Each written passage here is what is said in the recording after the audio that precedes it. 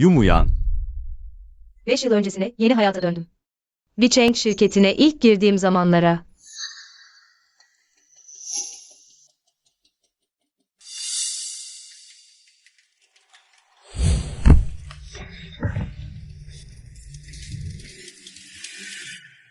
Daha ne kadar yaşayacak?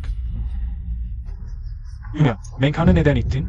Tong Song, bu kadar çabuk tekrar karşılaşacağımızı tahmin etmemiştim. Bana ne bakıyorsun? Hemen Menkhan'ı kaldır ve özür dile. Tong Song, ben iyiyim. Muyan'ı suçlama. Menkhan, onun adına konuşmana gerek yok. Sana özür dilemesini söyledim, reddedemez de etmez de. Yumuyan, numara yapmayı bırak, hemen yap şunu. Herkes biliyor, Tong Shao'nun yanında bir köpeksin. Tong Shao nereye derse oraya gidersin. Ama ne yazık ki, Tong Shao bizim Vicheng şirketinin tek varisi. Seni nasıl gözüne kestirsin ki? Bence Tong Shao'nun zevki yanlış değil, ben olsam. Ben de nazik ve ağırbaşlı Menkhan'ı seçerdim. Sonuçta o, Tsinghua ve Pekin Üniversitesi'nden mezun bir deha. Tong Song. Başta bana sosyal statümüzün farklı olduğunu, baskı hissettiğini söyleyen sendin. Ben de senin için, senin hizmetçimin oğlu olduğun gerçeğini gizlemene yardım ettim. Ama sen benim kimliğimi çalıp şirkette hava atıyorsun. Başka kadınlara yaranmaya çalışıyorsun. Geçen hayatımda gerçekten aptalın tekiymişim. Yumuyan, ikinci defa söyletme bana. Hemen özür dile. Geçen hayatımda. Sen en iyi arkadaşım olmanın avantajını kullanıp bana ihanet ettin.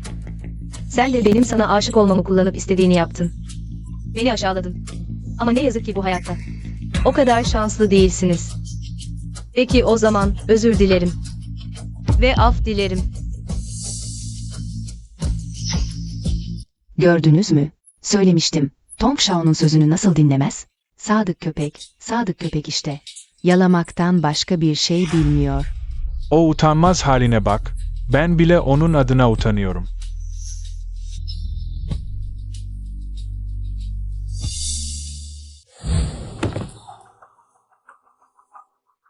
Yumuyan, ne yapıyorsun? Kendi ayağım kaydı. Aynen öyle. Kendi ayağa kaydı, benim ne alakam var? Yumuyan, bırakmıyor musun? Menkhan nasıl düştü? Hala kabul etmiyor musun? Ne kadar kötüsün sen. Konuşurken kanıt gerek, yoksa gidip güvenlik kayıtlarına bakalım. Herkese de gösterelim, bu ilk seferde. Son yanıt olarak. Neden düştüğünü. Peki, kayıtlara bakalım. Boş ver. Tong Song, benim için sorun yok. Kendi işim yüzünden herkesi etkilemeyeyim. Ayakkabım nasıl bozuldu? Madem kayıtlara bakmak istemiyorsun. O zaman sen kendi ayağın kaydı ve ayakkabımı bozdun. Şimdi sıra bana özür dilemende. Yumuyan, daha fazla ileri gitme. Özür dilemesen de olur. Madem Tong Bey çok şey görmüş, bu ayakkabının kaç para olduğunu bilir. Yoksa sen onun yerine öde, bu iş bitsin. Tong Song, Yumuyan'ın ayakkabıları hep lüks ve sınırlı sayıda. Ben ödeyemem ki. Tong Bey, neden konuşmuyorsun? Yoksa ödeyemez misin? hep benim hatam. Tong Song'la alakası yok. Hemen internetten sana alıyorum. Aslında sadece herkese söylesen. Kendi vücudun dengesiz, ayağın kaydı. Yine de seninle uğraşmayı düşünebilirim. Sadece bir çift ayakkabı. Nasıl olur da? Bu kadar pahalı olur. Muyan, özür dilerim. Kendi vücudum dengesizdi. Kendi ayağım kaydı. Bu kadar çabuk özür diledin ha. Görünüşe göre gözünde tanrıça sandığın kişi o kadar da değerli değilmiş. Menkhan, takma kafana, öğle arasına az kaldı. Seni güzel bir şeyler yemeye götüreyim, sana bir sürü. Pahalı yemek. Sipariş ettim, güçlenirsin. Muyan, sana zaten özür diledim. Artık bu kadar üstüne gitme. Ben ve Tong Song yemek yemeye gideceğiz. Sen de bir an önce sipariş ver.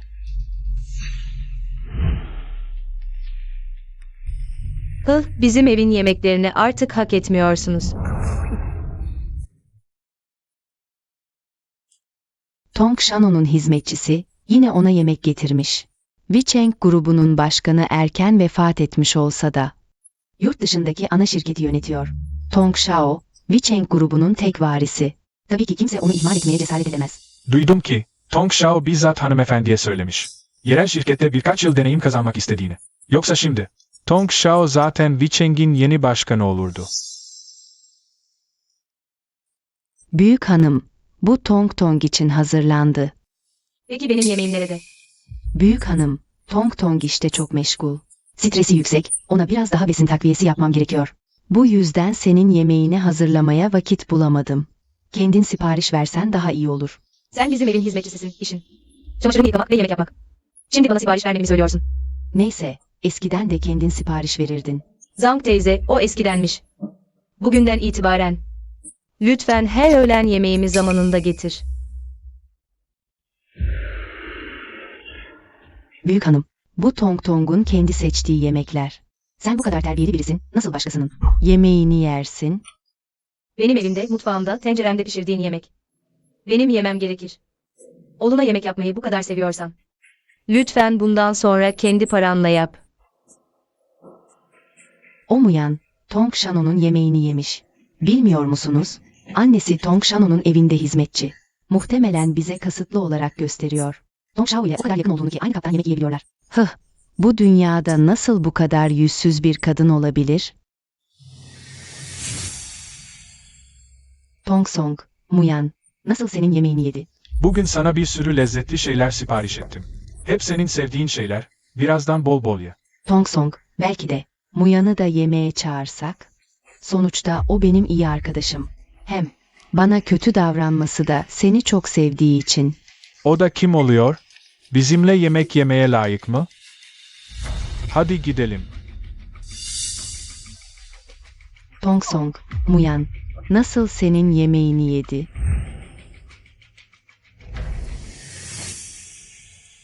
O Muyan, yine ne yapmaya çalışıyorsun? Görmüyor musun? Yemek yiyorum. Tong bile geldi. Hala orada oturuyor. Yüzü hiç kızarmıyor. Evet, sadece bir. Hizmetçinin kızı, efendisine kafa tutuyor. Bence, böyle utanmazları, Wicheng'den kovmalı. Tong, beni kovacaklarmış. Ama buna hakkın var mı? Layık mısın? O Muyan, aklını mı kaçırdın? İşleri bu hale getirmekten mutlu musun? Kendi evimin yemeğini yiyorum. Tabii mutluyum. Sen Tong, burada dikilip. Kapı bekçiliği yapma. Git dışarıdan yemek söyle, yoksa. Beyaz gülün aç kalmaz. Tong Song, bu neyin nesi?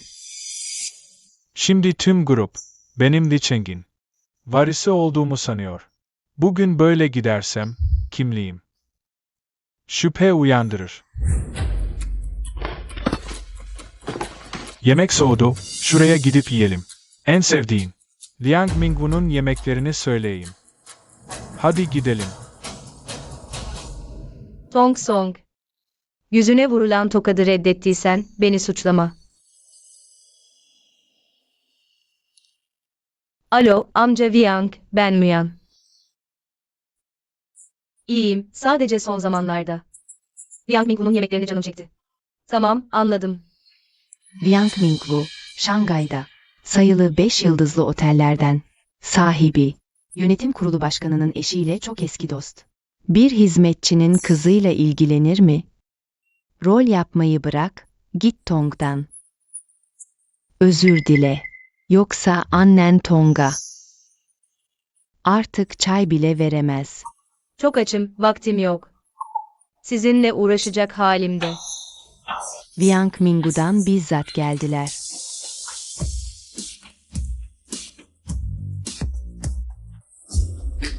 Yemekleri hemen Bayan Yu'nun önüne koyun.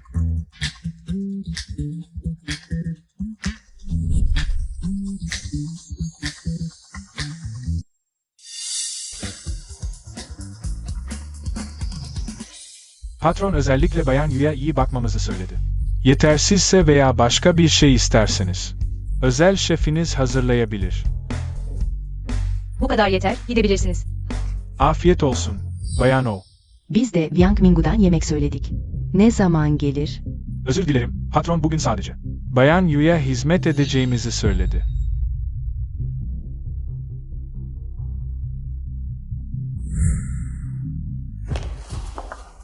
Olmayan, bana kasten mi karşı çıkıyorsun? Sadece yemek yemek istiyorum, kastimle. Tong Shao, kendin yetersizsin. Kendini zorlama, yorulmuyor musun? Ben bile yoruluyorum. Yumuyan, benim dikkatimi çekmek için. Uğraşmana gerek yok. Ne kadar çabalarsan. O kadar iğrenç geliyorsun.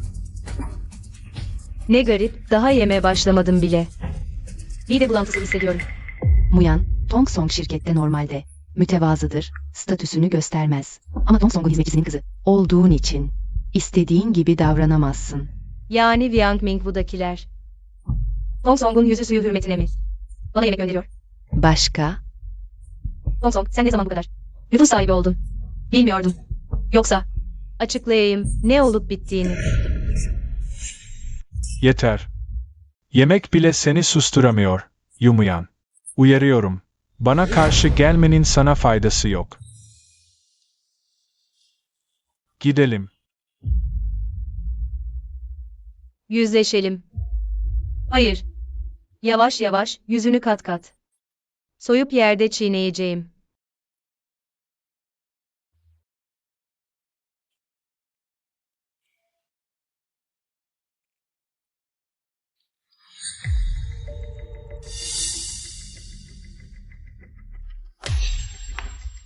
Zhang Sao, ne yapıyorsun? Büyük hanım, mevsim değişti ya. Benim de giyecek kıyafetim yok. Hanımefendinin kıyafetleri boşa gidiyor. Ama büyük hanım, hanımefendiyi küçümsemem. Annemin kıyafetlerini küçümsemeye ne hakkın var? Ama giymek istiyorsan, olabilir. Bu yıllar boyunca evimizde köle gibi. Çalıştığın için bu kıyafetleri orijinal fiyattan %20 indirimle sana veririm. Nasıl? %20 indirim. Bunlar eski kıyafetler. Zhang Sao, ne kadar eski olursa olsun, lüks sınırlı ürünler. Annem bu kıyafetleri sadece bir kez giydi. %20 indirim çok büyük bir indirim, merak etme. Pahalı değil, toplam 100.000 civarı. Büyük hanım, hayır, gerek yok. Hemen çıkarıyorum. Toplayıp hanımefendiye geri koyarım. Gerek yok, bu kıyafetler kirlendi, atın gitsin.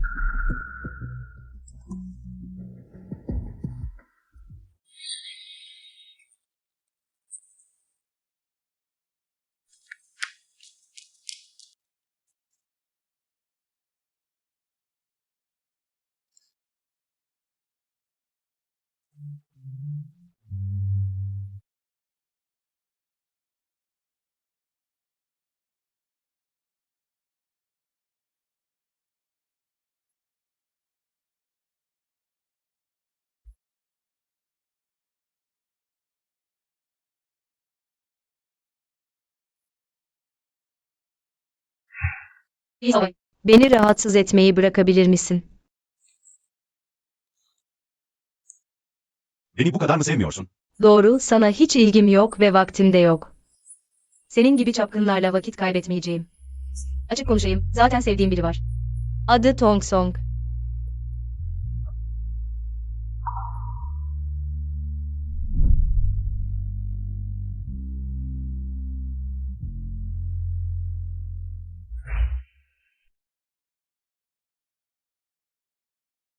Bayan o. Bugün ne rüzgar attı buraya? Bundan sonra ne zaman çağırsan. Gelirim.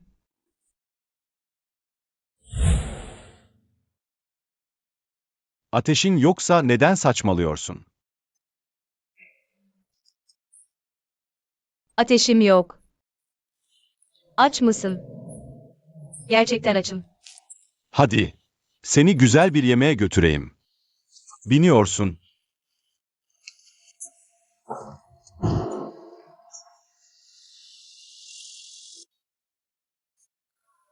Bu mu benim için hazırladığın güzel yemek?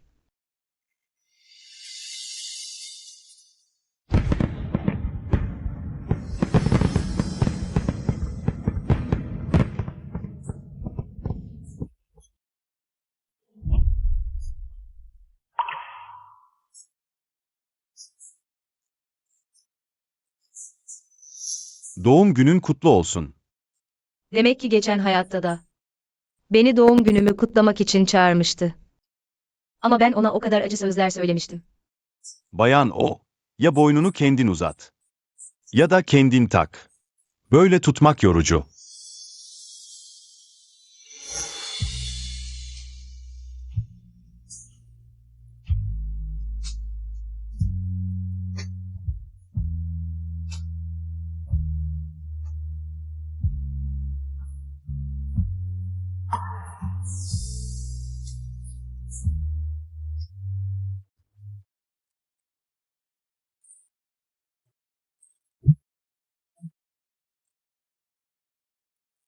Görünüşe göre bu sefer gerçekten güzel bir yemek yiyeceğiz. O konuşan adam kim? Yumuyan. Kiminle berabersin? Tong Song evindeyiz yanında mı? Her şeye burnunu sokuyorsun. Yumuyan. Ne demek istiyorsun? Demek istediğim çok işe karışıyorsun.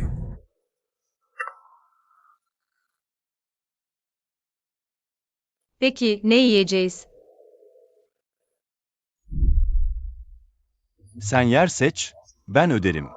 Winsao Bay, seninle tekrar karşılaşmak. Ne güzel.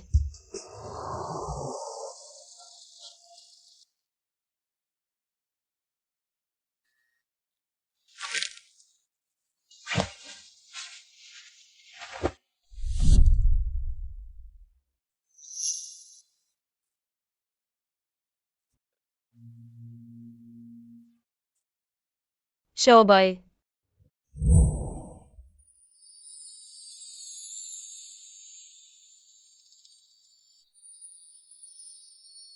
Ne yapıyorsunuz siz?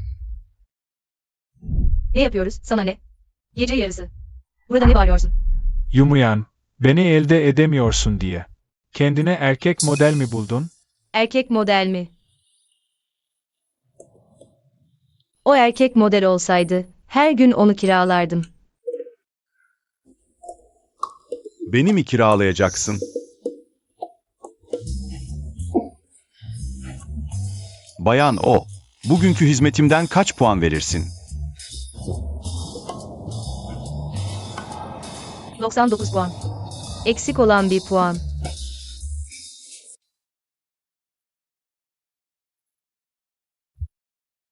Senin işlerine karışmamam için. Ama ihtiyacın olursa beni ara. Gidiyorum. Tamam.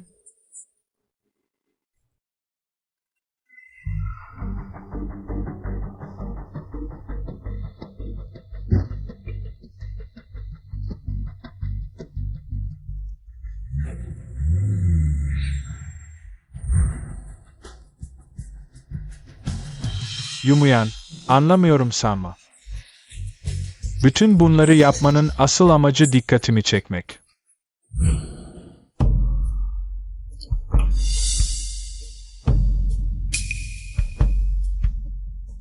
Anne. Anne, iyi misin? Anne? Yumuyan. Annemi görmedin mi? Hasta oluyor.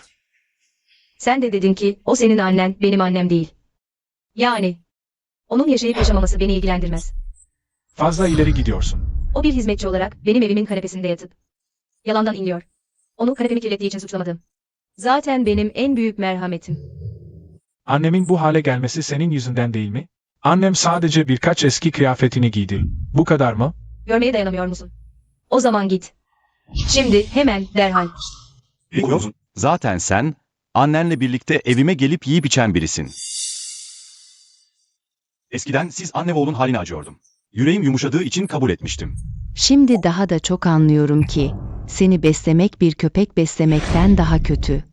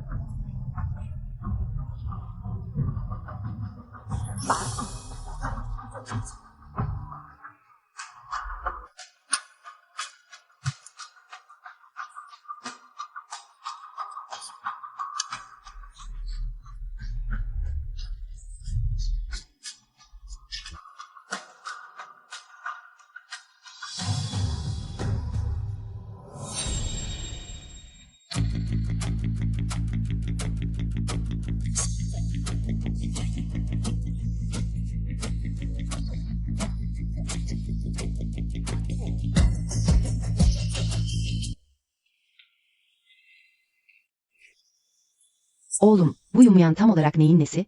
Ne oldu böyle? Kesin dışarıda bir takım uygunsuz kişilerle tanıştı. Az önce onu bir erkek modelle samimi görüştüğünü gördüm. İğrenç. Gözleri kör olmuş galiba. Oğlum bu kadar mükemmelken. Onu beğenmiyor da. Dışarıda erkek model mi arıyor?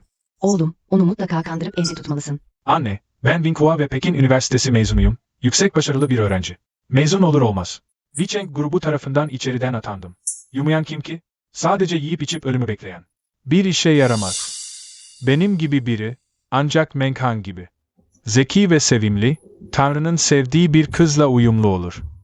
Ah, haklısın. O Yumuyan gerçekten. Nefret edilesi biri. Ama biz bu ailesinden ayrılırsak.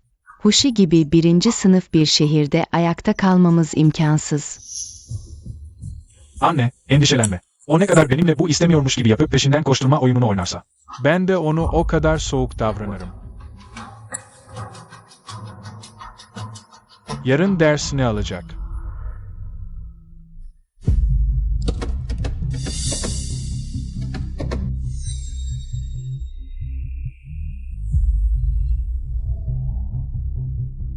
Tong Song, gerçekten böbürleniyorsun ha? Ama unuttun, bu arabanın sahibi benim.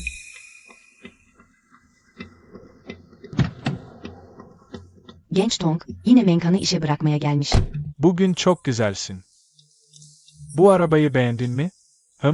Bak, kim o? Dün ona söylendi, bu kadar küstah olma diye. Peki sonuç ne? Genç Tong'un arabasına yetişemedi. Sanırım yürüyerek geldi. Bir hizmetçinin kızı, Genç Tong'un arabasına binmeye layık değil zaten. Eskiden Genç Tong iyi kalpli ve merhametliydi. Ama bazıları kıymet bilmez ki. Tong Song, Kalk, işe gitmek için acele ediyoruz. Tong Song.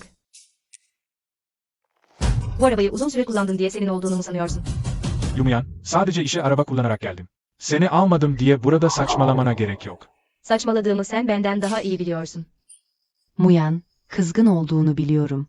Tong Song beni işe bırakıyor. Ama düzgünce konuşabilirsin. Böyle anlamsızca kavga etmene gerek yok. Üstelik başkalarını düşünmesen bile. Tong Song'u düşünmelisin. O sadece arabaya atlayan biri. Onunla konuşurken çok nazik davrandın. Ama ya sen? Onunla konuşurken araya girmeye ne hakkın var? Sırf sen bir adamı bir dava şeysin diye mi? Yumuyan, sabah sabah bu kadar mı? Ne, onu söylediğim için mi üzüldün? Ama sen de nesin Tong Song? Unutma, sen de sadece yüzsüz. Başkasının yuvasını çalan, benim eşyalarımı gösteriş yapmak için kullanan bir pisliksin. Ne büyük laflar ediyorsun? O pahalı arabayı sen alabilir misin? Tong Bey'in arabasına hiç binmedin mi? O lüks bir araba. Sen ve annen bir ömür boyu çalışsanız bile kazanamayacağınız bir şey. Yakında olup olmadığını anlayacaksınız. Neyse, araba anahtarı bende, Yumuyan. Ne kadar kavga etsen de faydası yok, merhaba.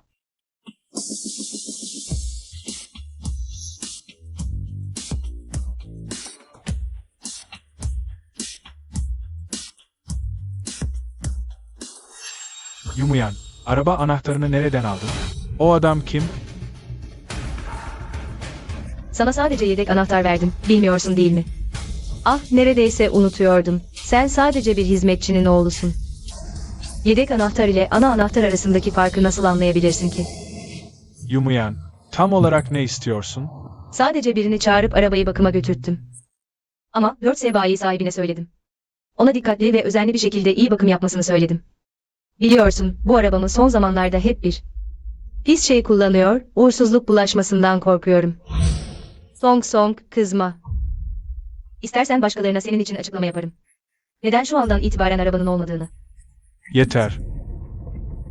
Yumuyan, Acil bir toplantım var. Seninle vakit kaybetmeye zamanım yok. Harika. Tong Song. Az önce tam olarak ne oldu? Yumuyan araba anahtarımı aldı. Arabamın uzun süredir bakım görmediğini söyleyip kendi başına hareket etti. 4S bayi çalışanlarını çağırdı, sonuçta. Hepsi o gün bana karşı gelip özür dilemek için. Hadi gidelim.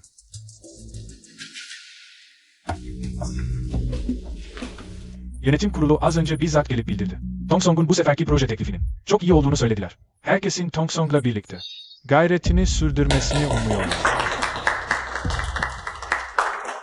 Tong Shao, bu gece güzelce kutlayalım. Hadi İmparatorluk Sarayı'na gidip rahatlayalım. Ne dersin? İmparatorluk Sarayı çok pahalı. Hem duyduğuma göre. Yer bulmak çok zormuş. Oraya gidebilenler. Şanghai'de ya zengin ya da soylu kişilermiş. Ne diye düşünüyorsunuz? Tong Shao, Vicheng'in gelecekteki varisi, o devreye girince. İmparatorluk Sarayı nasıl yüzünü kara çıkarır? Doğru, Tong Shano'nun bağlantıları ve kaynakları Şanghai'de. En iyilerinden kim yüzünü kara çıkarır ki? Değil mi Tong Shao? O mu yan, sen? Ama merak etmeyin, bugün. Sizin keyfinizi kaçırmayacağım. Siz ve meslektaşlarınıza iyi eğlenceler.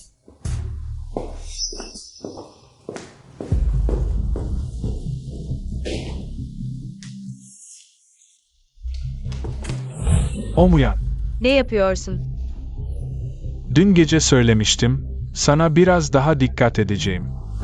Söylediğimi yaparım ama bugün çok ileri gittin. Ama seninle uğraşmayacağım.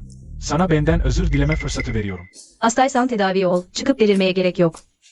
Biliyorsun, kalbim pek sağlam değil. Yaralanırsa annenin patronu olmaz artık. Anneme maaş ödemen zaten olması gereken. Annem yıllardır özenle sana baktı. O olmasaydı çoktan açlıktan ölmüştün. Tamam, oyun oynamayı bırak. Ben de seninle uğraşmayacağım, bu geceki buluşmaya. Gelmek istersen gel, ama özel odayı ayırmayı unutma. Ha bir de. Duyduğuma göre İmparatorluk Sarayı'nda en pahalı bir menü varmış. Onu da benim için ayırt. Sen delirdin mi ben mi? Benim adımla İmparatorluk Sarayı'na. Yer ayırtıp eğlenmek, sonra da ben ödeyeceğim. Ha anladım. Lafı döndürüp dolaştırıyorsun. Tong Shano'nun cebi boş. Misafir ağırlayacak parası yok. O mu yan, nankörlük etme. Bu, benden özür dileme fırsatı verdiğim bir şans. O zaman lütfen bu iyiliğini beyaz ay ışığı tanrıçana sakla. Bense ihtiyacım yok.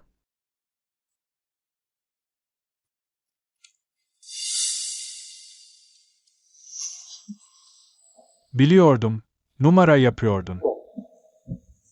Her ne kadar Tong Shao, narsist, aptal ve biraz yüzsüz olsan da.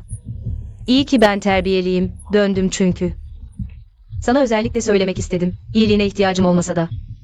Yine de teşekkür ederim, sen ve ailene.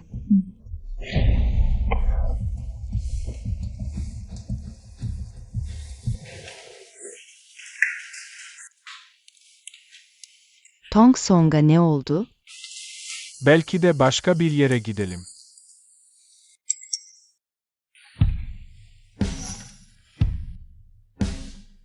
Bu Yumuyan gerçekten aşağılık. Açıkça birini ayarlayıp özel oda rezerv ettirmiş, hala kabul etmiyor. Yumuyan, son zamanlarda sürekli beni kızdırsan da. Bu kadar çaba gösterip beni mutlu etmeye çalıştığın için. Seninle uğraşmayacağım. Herkes, bu gece İmparatorluk Kulübü'nde eğlence benim hesabıma.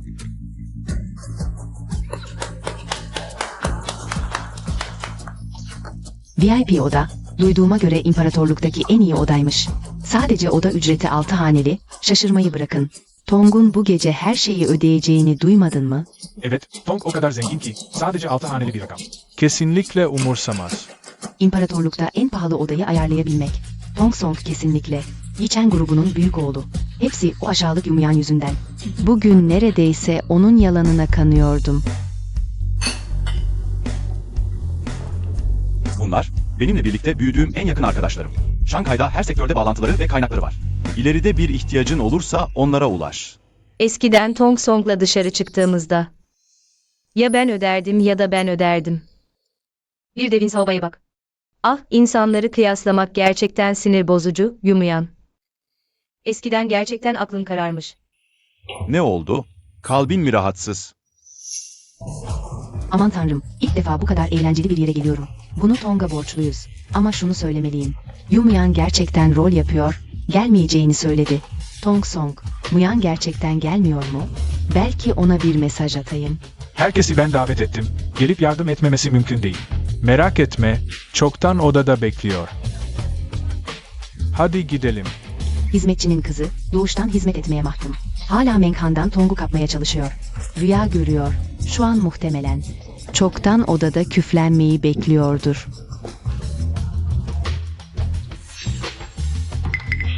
Yumuyan. Ne oldu? Kalbin mi rahatsız? Ah hayır, ah hayır, hiçbir şey, ben sadece. Birkaç tane alman mı gerekiyor? Sen nasıl kalp ilacımı alabilirsin? Yurt dışındayken annenden duymuştum. Kalbin iyi değilmiş. Bu yüzden ülkeye döndükten sonra yanımda taşımak için biraz aldım. Yumuyan, yüzsüz. Bu kim? Nasıl bu kadar yakışıklı? O, Bumuyan'ın bulduğu erkek model. Muyan. Tong Song'un senden hoşlanmadığını biliyorum. Ve seni sürekli reddediyor. Ama sen böyle. Kendini bu kadar düşüremezsin. Yüzsüzüm, kendimi düşürüyorum. Lütfen konuşmalarınızı daha saygılı yapın, yoksa hakaretten şikayet ederim. Sen Tong Shano'nun evinde beslenen bir köpeksin. Sahibine böyle avlamaya nasıl cüret edersin? Bu oda, Tong Shao için senin ayırdığın oda. Tong Shao henüz gelmedi. Nasıl bu kadar utanmazca? Hem içki açıp hem de erkek model çağırabilirsin. Ne zaman Tong Song için oda ayırttım? Muyan, biliyorum. Şirkette benden hoşlanmıyordun. Ve her zaman herkesten ayrıydın. Ama bugün buraya. Tong Song'u kutlamaya geldik. Lütfen olay çıkarma. Olur mu? İyi insan olma sırası hep sende, kötü olanı da hep ben yapıyorum. Zhuang Menghan. Gerçekten konuşma sanatını iyi biliyorsun. Ama bugün bu kadar dediğine göre sana bir yüz vereyim. Bu kötü adam rolünü sonuna kadar oynasam nasıl olur? Yumuyan, Menkhan'a zarar vermeye cüret edersen. Seni mahvederim. Ne yapıyorsun? Burnunu sokma. Tong Song. İyi misin? Nasıl böyle gelip insanı dövebilirsin? Sen de denemek mi istiyorsun? Kanıyorsun. Benim için mi endişelendin? Gel seni saralım. Ne? Adamı dövdün ve gitmek mi istiyorsun? Tong Song ilk vuran oydu, dövülmesi. Hak ettiği bir şey. Herkes duysun. Artık köleler sahiplerine karşı böyle. Saygısız olabiliyor. Yumuyan, nasıl böyle yapabilirsin? Bütün şirket biliyor ki. Tong Shao ve Menkhan birbirlerini seviyor. Sırf Tong Song, Menkhan yüzünden. Seninle ilgilenmedi diye sen nasıl? En zeki insana zarar verirsin. Menkhan hep seni arkadaşı olarak gördü. O benim arkadaşım değil. Yumuyan, bu kadarı da fazla. Menkhan adına seni iyice bir terbiye edeceğim. İstesen de Zhuang Menghan'la yaranmak için bu fırsatı kullanamazsın. Karşındaki kiminle uğraştığını da iyi düşünmelisin. Gidelim. Hey, dur Yumuyan. Buraya kadar geldik. Bizi bırakıp gidiyorsun. Bunun biraz fazla olduğunu düşünmüyor musun? Senin sorunun ne? Arkadaşımla burada güzelce vakit geçiriyorduk. Sen bir insanla geçiriyorsun. Buna yapamam ama zorla.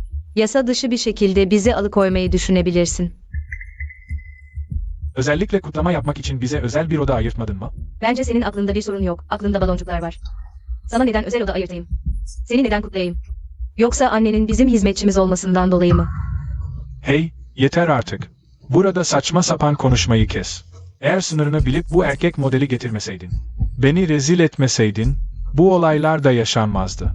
Sonuçta, sen sadece biraz tecrübesizsin. Tamam, bugün seninle uğraşmayacağım.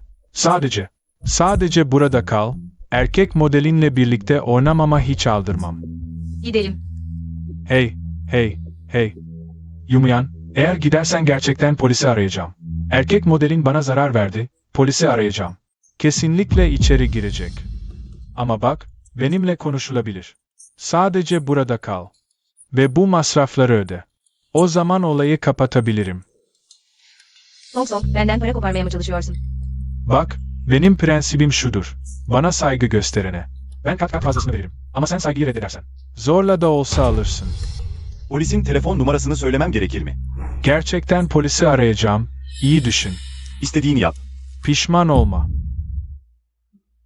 Tong Bey bu kadar istekliyse. Biz de keyfini kaçırmayalım. Üstelik hesabı ödemek de büyük bir mesele değil. Çok para harcamayız. Kalalım. Yumuyan, demek ki sonunda. Beni hala unutamıyorsun. Yanımda kalmak için bir bahane arıyorsun. Tong Song. Bu gece istediğin kadar ye, iç, ben öderim.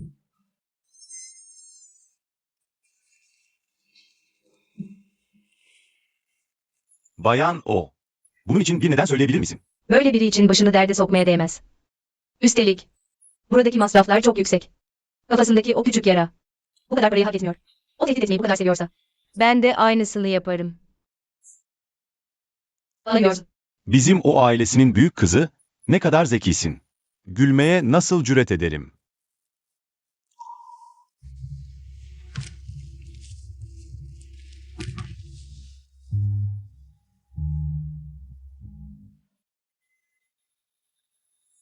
Beni önemsiyorsun.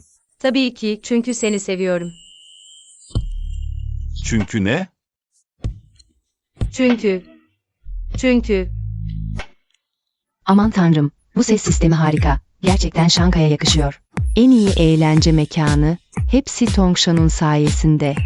Bazıları gibi değil, Tongshan'un parasını harcayıp, kendine ne halt olduğu belli olmayan bir erkek model ısmarlamış. Parayla tutulup seninle. İçki içen, şarkı söyleyen, alışveriş yapan erkekler. Ben öyle miyim? Şimdiki Winslow Bay. Yurt dışından yeni döndü. Doğal olarak bu insanlar henüz bilmiyor. Erkek model sanılan bu adamın. Aslında Şangay'ın tüm bağlantılarını ve kaynaklarını kontrol ettiğini. Hadi birlikte Tong Song'a kadeh kaldıralım. Hey, boş boş durma, biz burada eğleniyoruz. Erkek modelini de al, gel bir kadeh içelim. Arkadaşım erkek model değil. Yakalandı, hala itiraf etmiyor. Nasıl bu kadar yüzsüz olabiliyor? Yüzü yokmuş itiraf etmeye. Demek sen de utanç verici olduğunu biliyorsun. Bay erkek model. Bizim sizi uyarmadığımızı söylemeyin. Bu müşteriniz zengin biri değil. Annesi sadece bizim Tongshan'un evinde bir hizmetçi. Tamam. Herkes biraz daha az konuşsun. Muyan sadece.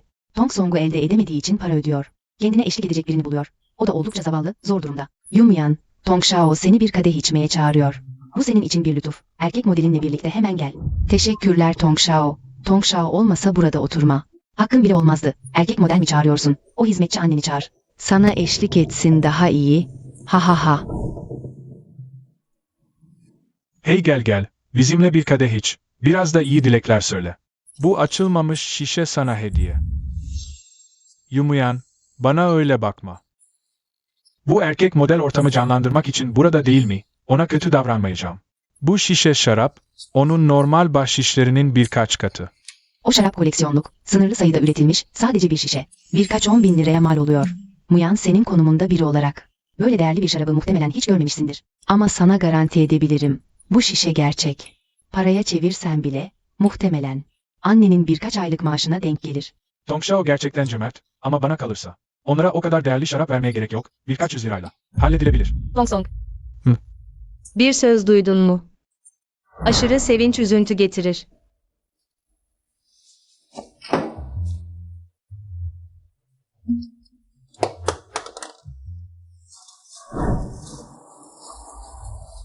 Yumuyan, sen delirdin mi? Tong, sen çok şey bilirsin. Buranın fiyatlarını da bilmelisin. Bu kadar insanı getirip bu kadar şey sipariş ettin. Yiyip içtin. Bu parayla hayatını bile satın alabilirler. Ne demek istiyorsun? Ben sana hesabı ödeyeceğimi söyledim. Ama ödeyeceğim miktar kafamdaki yarayla orantılı. Şu an açıkça görülüyor ki senin harcaman tedavi masraflarını aştı. Benimle oyun mu oynuyorsun? Evet, seninle oyun oynuyorum. Ne yapacaksın? Şimdi Tong'un önünde iki seçenek var, ya. Ben polisi arayıp seni şantajla suçlarım. Ya da kafanı uzatıp beni tekrar ıslatırsın. Benim keyfim yerine gelirse bu hesabı ödemekte sorun olmaz. Bir hizmetçinin kızı, Tong'a saygısızlık yapmaya cesaret ediyor. Sanırım ölmek istiyorsun, Tong. Böyle biri için yumuşak olmana gerek yok. Defolsun gitsin. Tong, beni gerçekten kovacak mısın? Eğer gidersem senin için sonuçları çok ağır olacak. Yumuyan, sen kim olduğunu sanıyorsun? Tong senin. Gidip gelmeni umursar mı? Sen ve erkek modelin. Tong'a böyle davranmaya cesaret ettiniz. Senin yerinde olsam, hemen kuyruğunu kıstırıp giderdim. Yoksa Tong öfkelendiğinde, ikiniz de iyi sonuçlanmazsınız. Tong Song, bence Muyan gerçekten burada kalmak istemiyor. Bırak önce gitsin. Madem öyle, o zaman benim gibi gereksiz birinin burada kalmasına gerek yok. Tong'un yarasının artık bir şey kalmadı gibi. Belki beslenme parasını resepsiyonda bırakırız. Geri kalanına gelince ben karışmam. Beslenme parası mı? Tong gibi biri senin o parana mı muhtaç? Yumuyan, Tong dedi ki, bu gece o ödeyecek. Senin burada sahte davranmana gerek yok. Gideceksen hemen git. Tong'un seni durduracağını mı sanıyorsun? Gidelim. Hey, Yumuyan. Gitme. Tong, konuşacaksan konuş. Sakın elini kolunu sallama. Yoksa şirketteki o dedikoducu, güçlü görünen köpekler yine seni rahatsız ettiğimi söylerler. Yumuyan, ne de olsa. Yıllardır tanışıyoruz. Bu kadar acımasız olmana gerek yok. Dedim ya, yarama aldırmıyorum. Tamam mı? Sadece borcunu öde. Hem bu paraya ihtiyacın yok ki zaten, değil mi? Sadece aynı şekilde karşılık veriyorum. Az önce Tong Show'da beni böyle zorla burada tutmadı mı? Ah, anladım. Demek ki acı ancak kendi canını yaktığında anlaşılıyor. Ancak o zaman ne kadar acıdığını anlıyorsun. Olmayan, yeter artık. Anlıyorum. Bu gece bana kızgınsın çünkü ben tüm gece Menghan'la birlikteydim, değil mi? Tamam. Bu gece seninle kalacağım. Yeter ki sakinleş, olur mu? Vicheng grubunun tek varisi. Ünlü Tong Shao benimle baş başa vakit geçireceğini söylüyor. Gerçekten çok şeref duydum. Tong Song. Olmayan, beni elde etmek istiyorsun, değil mi? Ha? Madem benden bu kadar hoşlanıyorsun, beni utandırmak istemezsin. Beni mahvetmek de istemezsin, değil mi? Aha, eskiden gerçekten gözlerim kör, aklım başımda değilmiş. Senin peşinden gitmeyi seviyormuşum. Ama şimdi, lütfen o köpek gözlerini aç ve iyi bak. Yüz güzelliğinde onunla yarışamazsın, vücudunda yok. Onun uzun bacakları, senin ömründen bile daha uzun. Açık konuşayım, şu an çırılçıplak olsam, sadece dokunarak bile senden hoşlanmam mümkün değil. Ama neyse. Bir zamanlar senden hoşlandığımı düşünürsek, sana karşı biraz merhametli olabilirim. Olmayan, bu kadar dolambaçlı yollardan geçtin. Yine de benim etrafımda dönüp durmaktan kurtulamadın. Sonuçta, sen sadece benim yanımdaki bir yalakasın. Ama neyse, madem içkiyi seviyorsun, o zaman Tong Shao'dan rica ediyorum. Bana ve arkadaşıma birer kadeh şerefine içsin. Yeter ki tavrın yeterince samimi olsun. Seni affetmeyi düşünebilirim. Değil mi, Shao Bai? Nasıl istersen. Olmayan, sen benden ve erkek modeline içki kaldırmamı istiyorsun. Bu beni utandırmak değil mi? Ha? 3-2. Tamam, tamam. Kabul ediyorum. İçerim, içerim.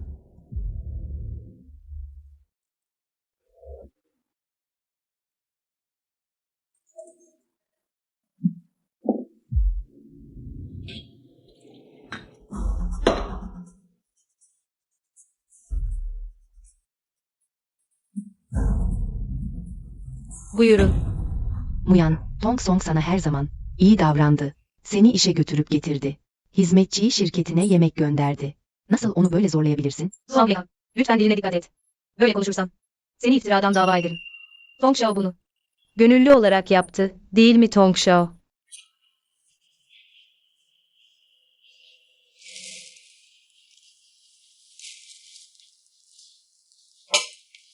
Memnun oldun mu? Bir bardak daha var. Yumuyan, sen çok acımasızsın. Gidip daha ileri gidiyorsun. Sen sadece Tong Shao'nun evli bir hizmetçinin kızısın. Tong Sha'ya böyle davranmaya nasıl cüret edersin? Sana tavsiyem, yerini bil. Sen, Tong Shao'nun yanındaki bir köpekten başka bir şey değilsin. Aslında her şeyi açıkça konuşmak istemiyordum. Değmeyen insanlar yüzünden bu iş deneyimini kaçırmak istemiyordum. Çünkü annem hep der ki insan yükseklerdeyken aşağıdaki sesleri duyamaz. Ama madem bu kadar ileri gittiniz, ben de açık konuşayım. Aslında Tong Song bizim evin bakıcısı.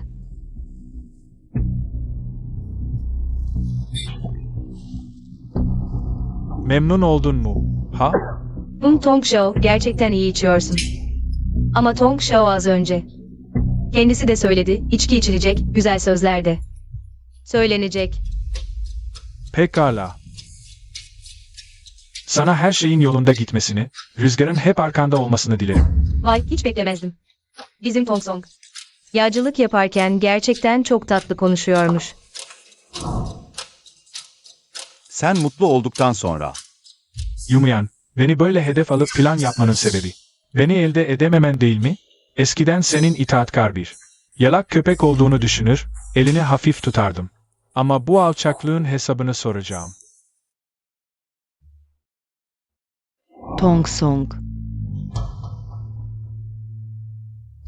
Tamam, yeterince eğlendik. Seni eve bırakayım. Tamam.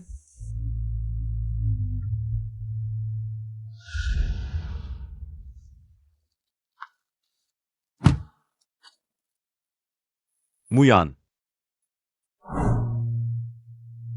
Ne oldu? aklıma geldi. Sana iyi geceler demedim. İyi geceler. Belki de benim evimde kalırsın. Ailem de seni görmek istiyor zaten.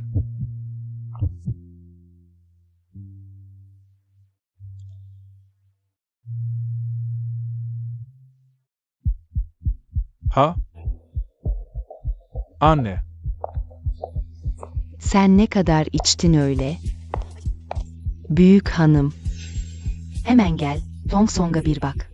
Diyor ki seninle dışarı çıktı. Bu nasıl geldi? Böyle oldu. Ne derse desin, Zhang teyze sarhoşun sözlerine. Fazla kulak asma daha iyi. Ama onu iyi gözünün önünde tut salonumuza. Kusmasın. Zeminimiz çok pahalı. Sadece oğlum böyle söylemiyor. Onu getirenler de kanıtlayabilir. Bu hali seninle doğrudan ilgili. Zhang teyze ne demek istiyorsan açıkça söyle. Çok yorgunum. Burada seninle vakit kaybedecek zamanım yok. Nasıl bu kadar acımasız sözler söyleyebilirsin? Oğlum, eğer gerçekten bir şey olursa sen bu bir cinayet sayılır. Biliyorsun, değil mi? Ama şunu da söylemeliyim ki biz neticede bu kadar yıl oldu. Ben kesinlikle işleri bu kadar gergin bir hale getirmem. Bunu sen de biliyorsun. Bu oğlum. O, proje departmanında birkaç yıldır çalışıyor. Değil mi? Oğlumun yeteneği ve becerisiyle proje departmanı müdürlüğünü üstlenmesi tamamen sorun değil. Anladım, Zhang teyze. Demek oğluna terfi ettirmek istiyorsun. Tong Song. Gerçekten beklemezdim. Bu kadar yüzün nereden geliyor?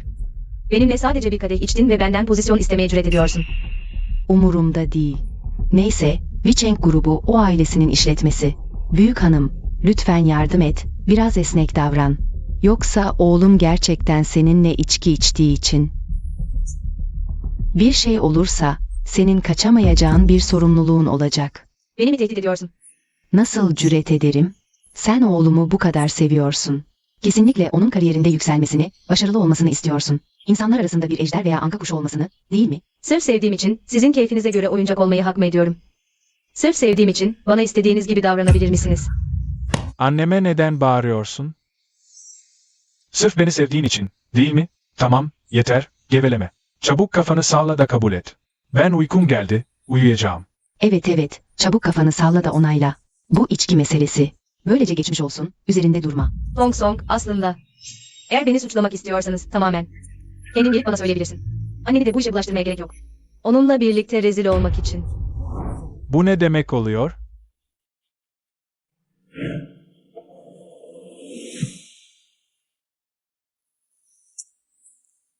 Zhang teyze, sen bizim evimizin hizmetçisi olarak. Normalde görevini yapmaman bir yana, şimdi cüret edip oğlunu alarak. Efendilerin başına şantaj yapmaya gelmişsin. Görünüşe göre. Bizim o ailesinin bu küçük tapınağı artık seni barındıramaz. Yumuyan, nankörlük etme. Annem seni bu kadar yıl baktı, başarısı olmasa bile emeği var. Hey seni beceriksiz, annem olmadan. Kendi hayatını bile idare edemezsin. Doğru.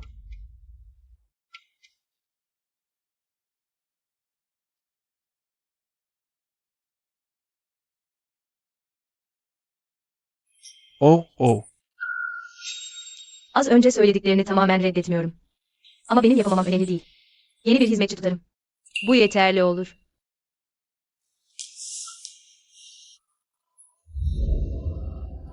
Aman. Defol, hemen defol. Oğlum, bu tam olarak neyin nesi? Bu Yumuyan, sana itaat etmiyor muydu? Seni üzmeye bile cesaret edemiyordu. Şu an sahip olduğumuz her şey, o ailesinden geliyor. O ailesini terk edersek, sence nereye? Gidip iyi bir hayat yaşayabiliriz. Haydi, şimdi gidip, Yumuyan'a üzleyelim. Anne, henüz Vicheng grubundan kovulmadım. Bu Muya'nın beni hala düşündüğünü gösteriyor. Sadece benimle inatlaşıyor. Proje departmanı müdürü terfi edecek. Bu pozisyonu kesinlikle almalıyım. O zaman, Yumuyan. Kesinlikle bana yeniden boyun eğecek. Onu önümde diz çöktürüp, geri dönmem için yalvartacağım. Şirket kararını verdi, terfi edip proje departmanından ayrılacağım. Tamam. Tong Song, aslında seni her zaman takdir ettim. Ben gittikten sonra pozisyonum boş kalacak. Tam da elimizde. Yeni bir proje var. Bu projeyi iyi yaparsan, şirket yönetimine seni şahsen yeni proje müdürü olarak önereceğim. Merak etmeyin, kesinlikle hayal kırıklığına uğratmayacağım. Tamam. Yumuyan, sen de beklemiyordun. Fırsatımın bu kadar çabuk geleceğini, değil mi? Bu sefer sana göstereceğim, senin. Yumuyan'ın yardımı olmadan da başarabilirim. Sıradan bir proje departmanı müdürlüğü, Tong Shao bile olsa, küçük bir iş. Anlamıyorsun, şirket. Sadece Tong Shao'yu terfi ettirmek için bir bahane arıyor. Tong Shao, Tsinghua ve Pekin üniversitelerinden bir daha. O pozisyonu gözü kapalı yapabilir. Tong Song. Tebrik ederim. Merak etme, proje departmanı müdürü olduğumda sana kesinlikle iyi bakarım. Tamam, herkes hazırlansın. Toplantı odasında toplanıyoruz. Yumuyan, bu projeye sen katılma. Bazılarının cezası ne kadar çabuk gelmiş.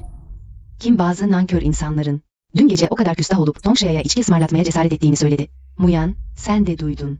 Bu proje Tong Song için çok önemli. Seni dahil etmek istemiyoruz değil. Ama seviyen gerçekten biraz düşük. Hepimiz meslektaşız. Normalde sana yardım etmek sorun değil. Ama bu sefer gidip işleri berbat etme lütfen. Lütfen anla, o henüz. Proje departmanı müdürü, ben de departmanın bir üyesiyim. Şirketin her projesine katılmaya yetkinim. Yumuyan, sadece senden hoşlanmadığım için. Dün gece sarhoş olduğumda bana içki içirdin. Rezil olmama neden oldun, sadece yeteneğini değil. Karakterini de sorguluyorum, projemde. Senin gibi birinin işi berbat etmesine izin vermem. Demek Tong Bey dün gece çok içmiş. Fırsatçı aşağılık herif, gerçekten utanmaz. Tong Bey haklı. Böyle biriyle çalışmak istemeyiz. Yumuyan, dürüst olmak gerekirse, senin gibi. Zehirli bir yılan, nazik ve sevimli. Meng Hanım'la nasıl kıyaslanır? Kör olsam bile sana aşık olmam. Bir hizmetçinin kızı, Tong Bey'in gönlündekiyle mi yarışacak? Kurbağa kuğu eti mi yiyecek, rüya görüyor. Tamam. Herkesin sözlerini duydun, sana tavsiyem. Bizi rahatsız etme, yerine dön. Otur ve usludur, tamam mı? Sadece adı olduğunu sanıyordum ama. Aptallığın da sınır tanımıyor, kişisel kinle hareket ediyorsun. Şirkete şikayet ederim seni. Bu proje şirketin çıkarlarıyla ilgili. Yönetim kuruluna gitsen bile kimse yardım etmez. Çünkü seviyen ortada, değil mi? Yumuyan. Vicheng ailenize ait olsa da yönetim kurulunda. Başka hissedarlar var. Şirketin çıkarları için seni desteklemezler. Tong Song. Sadece Wing Bey mezuniyet belgenle. Kendini herkesten üstün mü sanıyorsun? Yanılıyorsun. Ben ve Menghan sadece. Wing Bey mezunu değil, en iyi öğrencileriyiz, senin gibi. Öylesine takılan bir beceriksiz değil. Aman. Gök küstahça davranırsa yağmur yağar, insan küstahça davranırsa başına iş gelir. Tong Song, böyle yaparsan yıldırım çarpar. Görünüşe göre pek memnun değilsin. O zaman bu projeyi ayrı yapalım, beraber sunalım. Üst yönetim hangi planı seçer? Cesaretin var mı? Tong Bey Umuyan'a projeyi tek başına yaptırıyor. Ne kadar nazik ve zengin, Tong Bey. Onu fazla abartıyorsun. O kadar yetenekli olsa. Hep sonuncu olur muydu? Muyan, kendini zorlama. Yapamaman da normal, değil mi? Bence boşuna vakit harcama. Tamam, toplantıya gidiyoruz. Tong Song, sen yarışmak istiyorsan. Ben de eşlik ederim, köpek gezdirir gibi. Yumuyan gerçekten tek başına. Proje teklifi mi hazırlıyor acaba? Menghan olsa inanırım da. O mu? Rüyasında görsün ancak. Muyan hakkında böyle konuşmayın. Muyan'ın yetenekleri biraz sınırlı olsa da. Bence kendini bilen biri. kesinlikle Tong Song'la yarışmaz.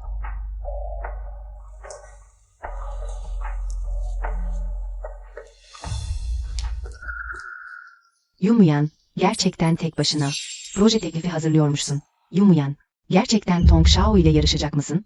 Abartılacak bir şey yok. Bahse girmek istiyorsa, onu eğlendirelim. Yumuyan, kendin ölmek istiyorsan, sana yardım ederim.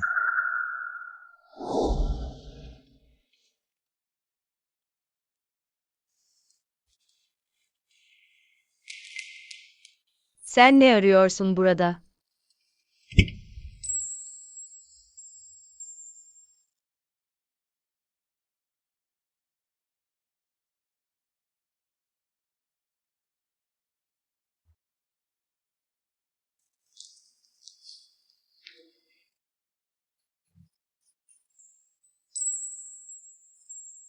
Nişanlı olsak da, bence.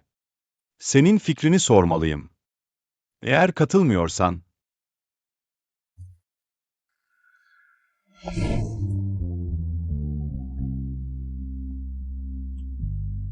Seni bu kadar ciddi görmek nadir.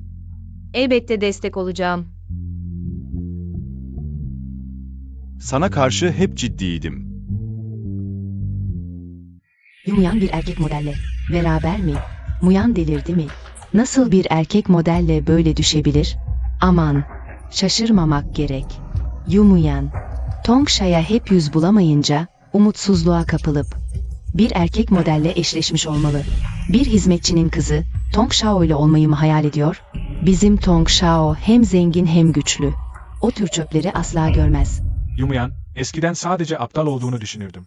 Şimdi hem aptal hem pis olduğunu anladım. Proje departmanı müdürü olmak sadece ilk adımım. Adım adım yükseleceğim. Yönetim kuruluna girdiğimde, o ailesinin büyük kızı olsan bile. Önümde böyle hava atamazsın.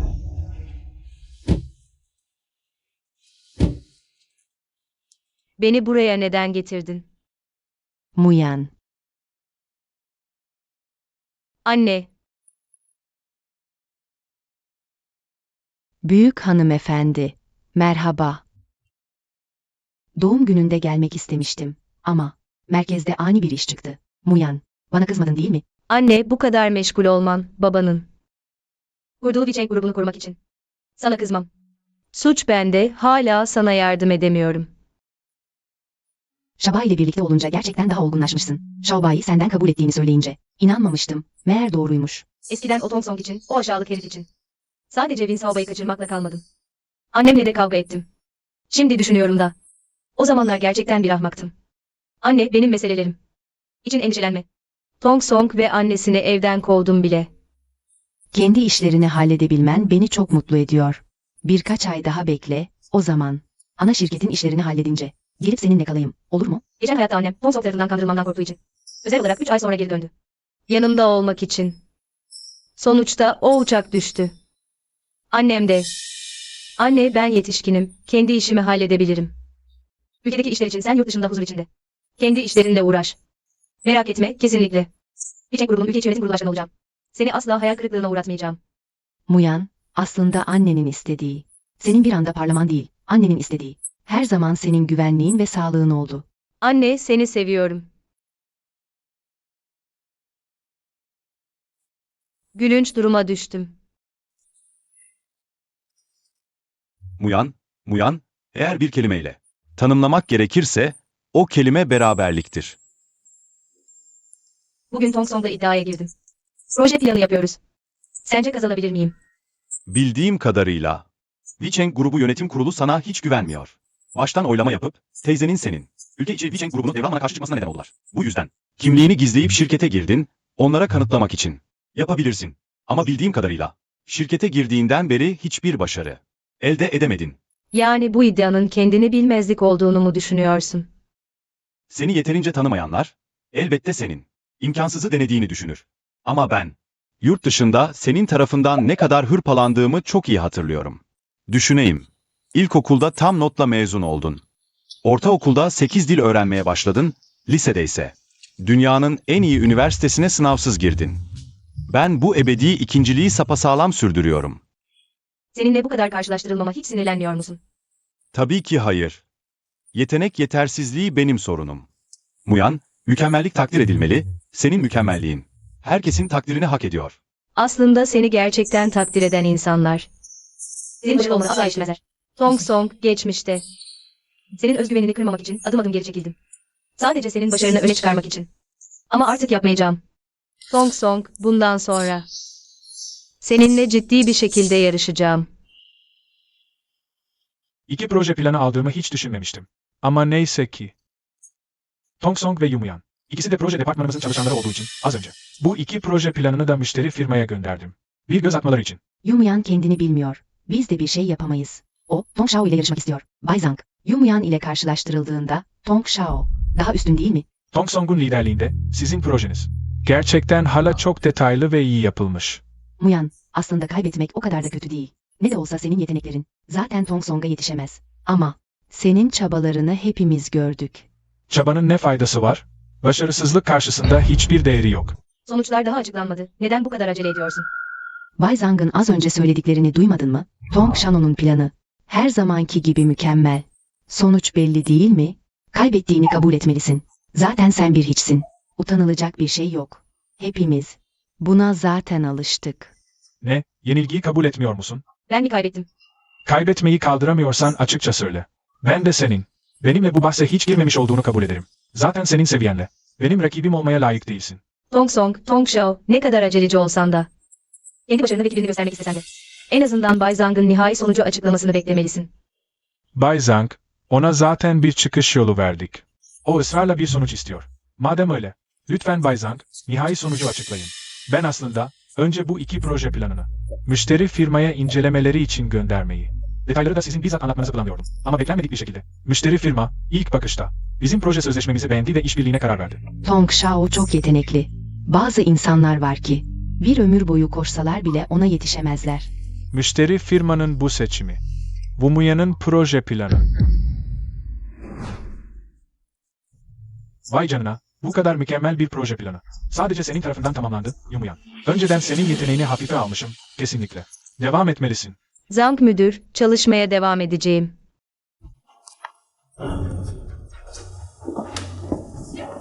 Tong Song sadece bir başarısızlık. Hiçbir şey ifade etmez.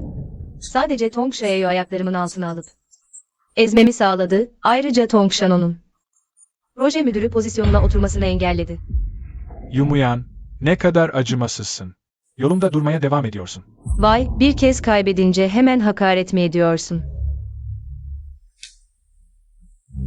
Acele etme, daha yeni başlıyoruz.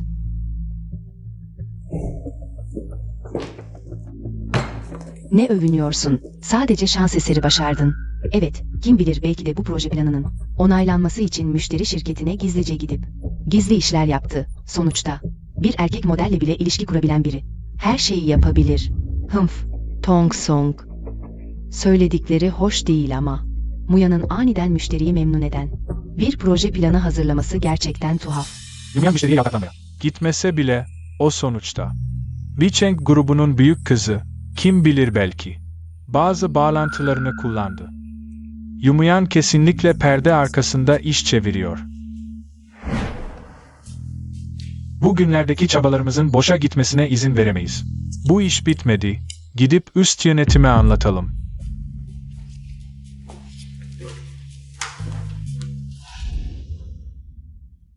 Diyorsunuz ki hileli yollarla.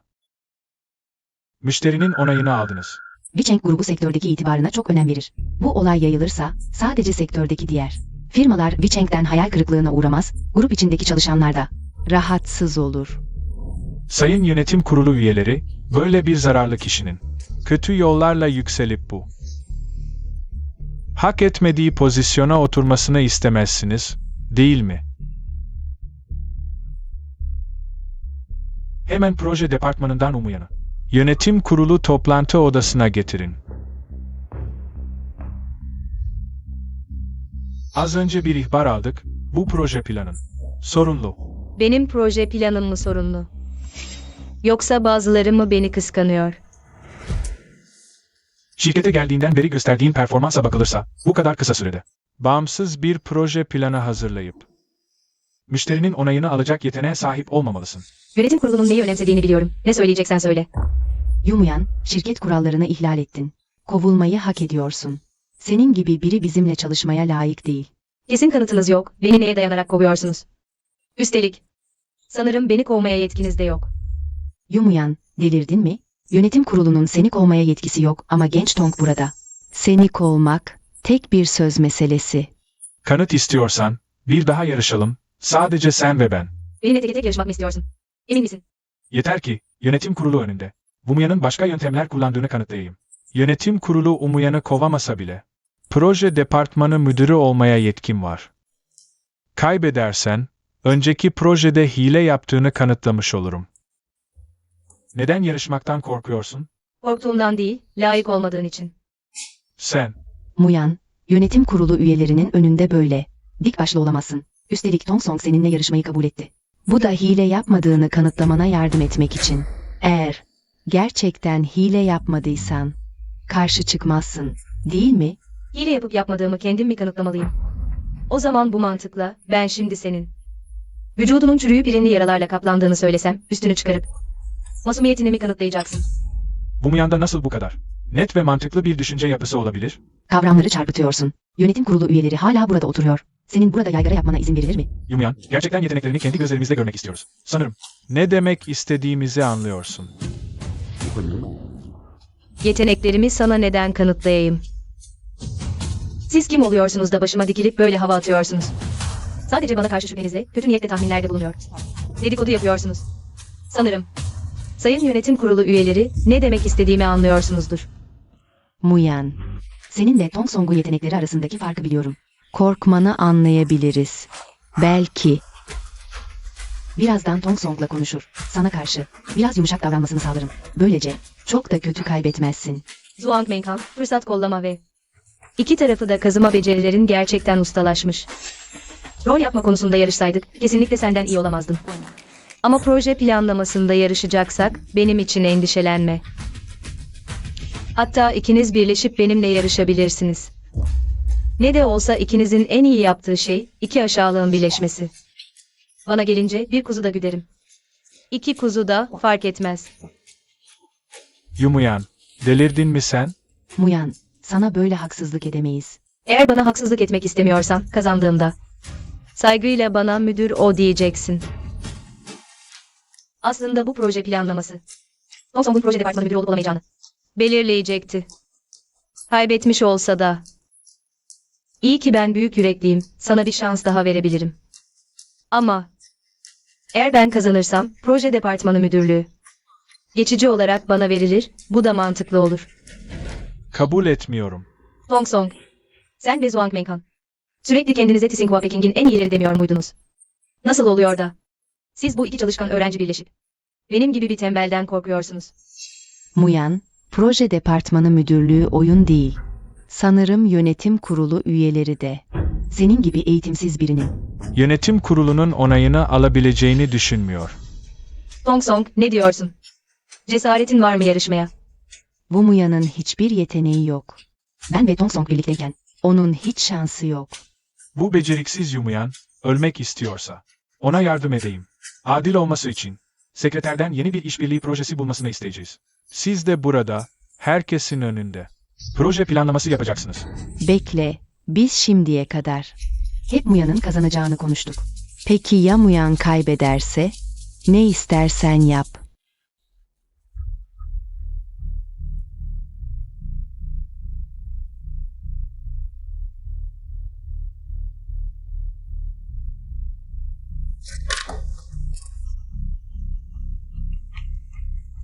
Genç Tong zaten proje departmanımızın bel kemiğiydi. Şimdi bir de Menghan var. İkisi birleşince yenilmez olurlar. Yumuyan nasıl cüret edip de Genç Tong ve Menghan'ın ikisine birden meydan okur? Bu tamamen kendini bilmezlik. Bu sefer nasıl öleceğini bile anlamayacak.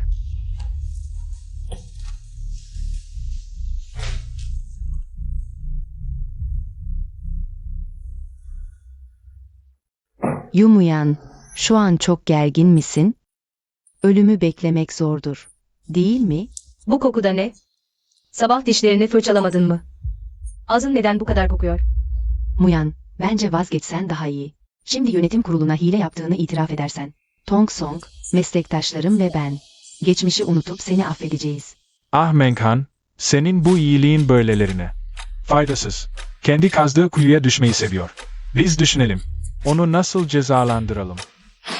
Ama bu şekilde. Muyan'a çok acımasız olmaz mıyız?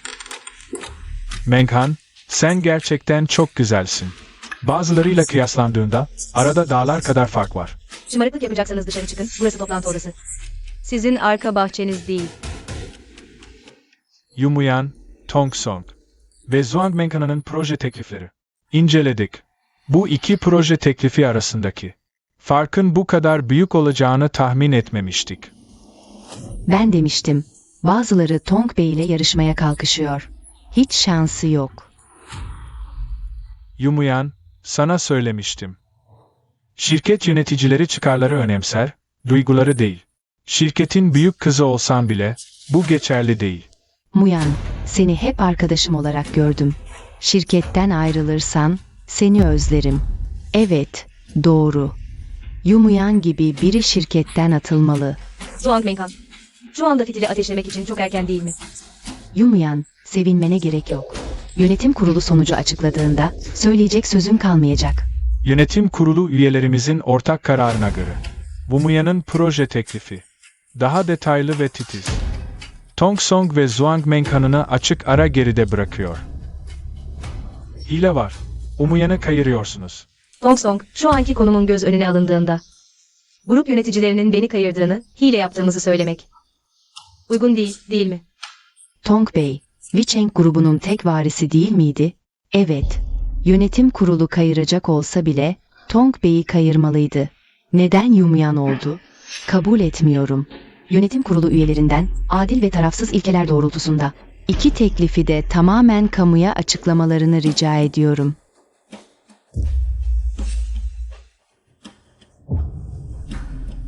Bu proje belgesini Yumuyan hazırladı. Nasıl mümkün olabilir?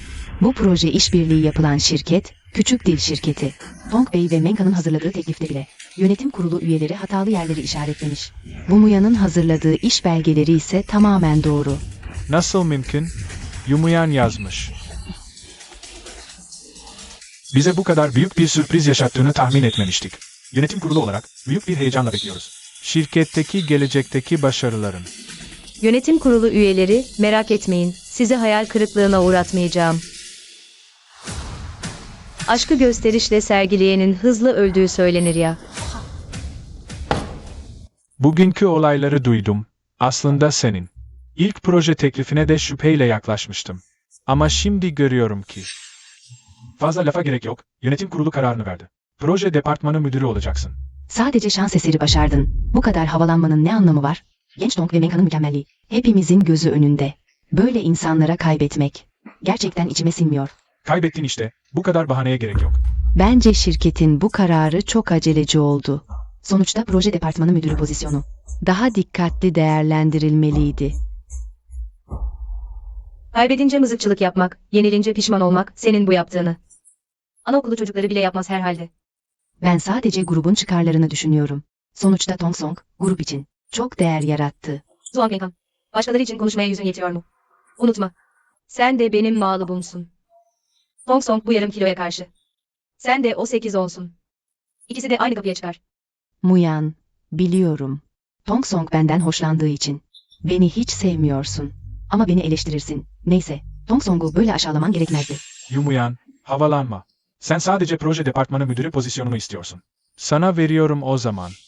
Zaten ben de umursamıyorum. Doğru, genç Tong, Vicheng grubunun gelecekteki varisi. Kim küçük bir proje müdürünü önemser ki? İşte bu, tavuk tüyünü imparatorluk fermanı sanmak. Hizmetçi kızı olmasına şaşmamalı. Görgüsüz işte. Proje departmanı müdürü pozisyonuna. Tong Song'un ihtiyacı olup olmaması önemli değil. Önemli olan, bugünden itibaren bana müdür o diye hitap edeceksiniz. Müdür o. Sen de dahil. Ve sen de. Unutmayın, ben sizin doğrudan amirinizim. Ben mutsuz olursam, siz de. Mutlu olamayabilirsiniz. Müdür o. Muyan, Birbirimizi çok uzun zamandır tanıyoruz. Bir hitap şekli için bu kadar takılmaya gerek yok. Nasıl gerek yok? Bu umman sizin üzerinizden geçecek. Kazandım ve çok değer veriyorum. Tong Song. Yumuyan, sadece bir kez kazandın.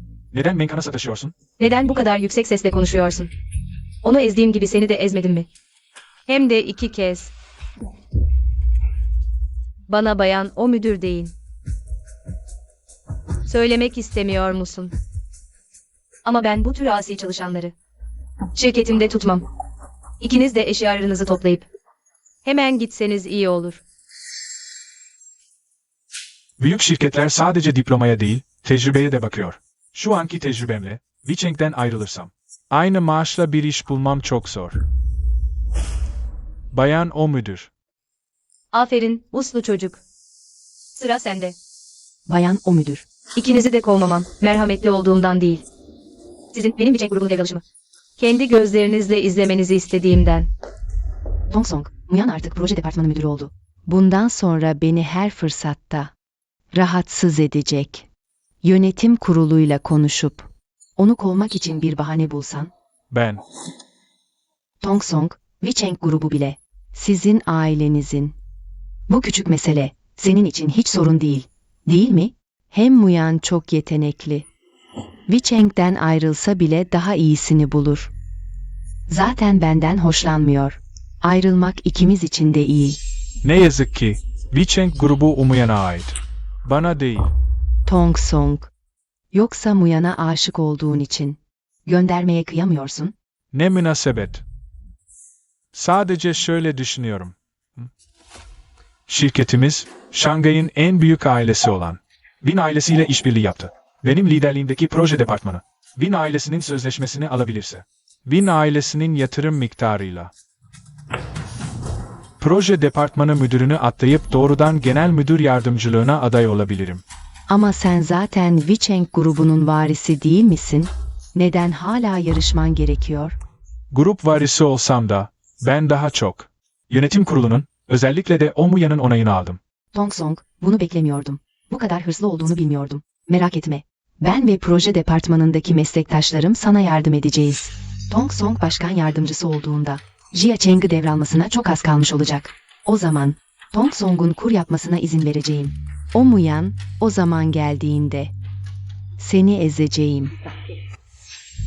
Omuyan, bu sefer. Ne diyeceksin bakalım?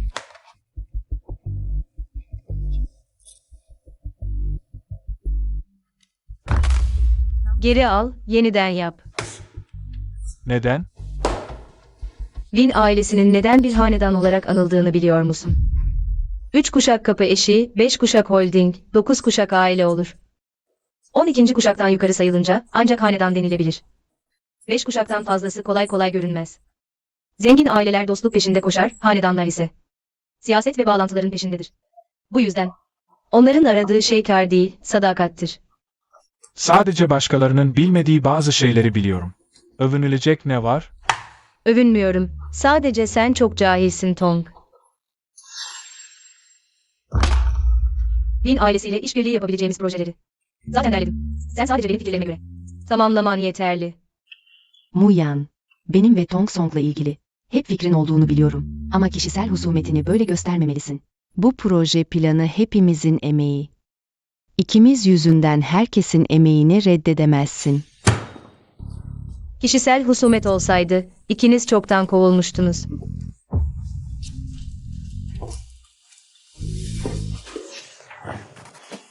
Kulağa ne kadar mantıklı geliyor. Ama sonuçta hala bir hizmetçi kızı. Aynen. Belki de hepsi onun uydurmasıdır. Bir departman bir kişinin değil, hepimizindir. Eğer herkes onaylarsa, Tong Song'un proje planını, bence Muyan'ı dinlememize gerek yok. Menghan haklı. Şimdilik, onun fikrine göre ilerleyelim. Win ailesiyle görüştüğümüzde, kendi planımızı devreye sokarız. Üst yönetimin Win ailesiyle işbirliğine çok önem verdiğini duydum. Görüşme günü yönetim kurulu üyeleri de hazır bulunacak. O Muyan Tong'u onaylamıyor. Ama yönetim kurulu ve Win ailesi onaylarsa yeterli. Doğru, o zaman fırsatını bulup şikayet ederiz. O Muyan çalışanları baskılıyor. İnatçı. Kendi bildiğini okuyor. O zaman yönetim kurulu kesinlikle. O Muyan'ı iyice hırpalayacağız. Az önce çok doydum. İyi ki seninle yürüyüşe çıktık. Bu arada yarın şirket Vina ailesiyle iş görüşmesi yapacak. Sen gelecek misin? Beni bu kadar mı görmek istiyorsun? Sadece başını sallayınca kabul ediyorsun. Bayan O, beni ne sanıyorsun? Beni köpek mi sanıyorsun?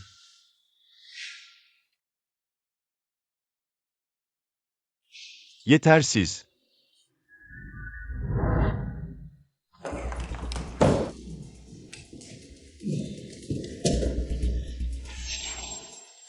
Bu kadar dikkatli bakmanın ne anlamı var? Zaten baksan da boşuna. Bana kalırsa, birazdan onun orada olması, asıl güzel olan şey. Ne konuşuyorsunuz? Bakmak boşuna mı? Muyan, hiçbir şey. Winsao'nun yakışıklı olduğunu söylüyorlar. Duyduğuma göre Winsao, Win ailesinin bu nesildeki tek varisi. Sadece ne yazık ki küçük yaşta. Yurt dışına gönderilmiş, yakın zamanda dönmüş. Ayrıca duyduğuma göre, Winsao ile Tongshan'ın yaşları yaklaşık aynıymış. Ve hem vücutları hem de görünüşleri birinci sınıfmış. Yurt dışındayken söylentiye göre bir keşif yetkilisi tarafından fark edilmiş. Ama Winsao, göz önünde olmayı küçümsüyormuş. Bir dahakine şeker ve süt koymayı unutma. Sade kahve sevmem. Bu kahvenin senin için alındığını kim söyledi? İçmek istiyorsan kendin al eve. Öyle değil. En çok acıdan nefret ettiğini hatırlıyordum. Benim için değilse, kimin için aldın? Muyan. Eğer Tongsong için kahve alıyorsan, benden sakınma. Hepimiz arkadaşız. Aldırmam. Dur. Tongsong gibi iyi bir adamı. Sen kendine sakla, yavaş yavaş keyfini çıkar. Arkadaşım olma konusuna gelince sen yetersizsin. Menghan, biz gerçekten uygun değiliz. Bir erkek modelle çıkan biriyle arkadaş olmak. Bu arada, o erkek modelin neden son zamanlarda seni almaya gelmiyor? Yoksa para yetmedi de, erkek model başka bir zengin kadına mı kaçtı? Tek bir erkek modeli bile tutamıyor. Gerçekten bir beceriksiz.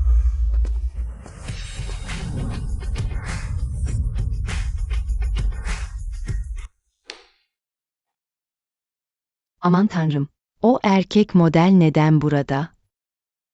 Dikkatli bak, o gün Huang Çağ'daykenden daha yakışıklı görünüyor. Sadece bir erkek model olsa da, bu görünüşüyle, bu Muya'nın yanında olması, gerçekten büyük bir israf.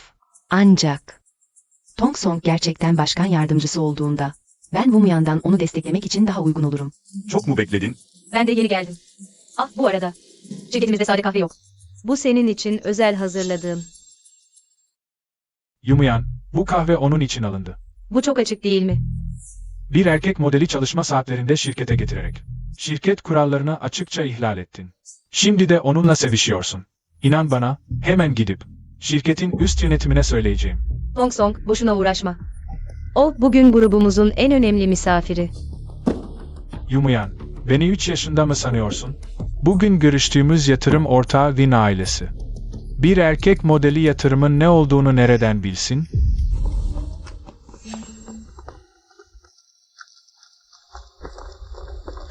Yönetim kurulu ve Win ailesi geldi, Yumuyan.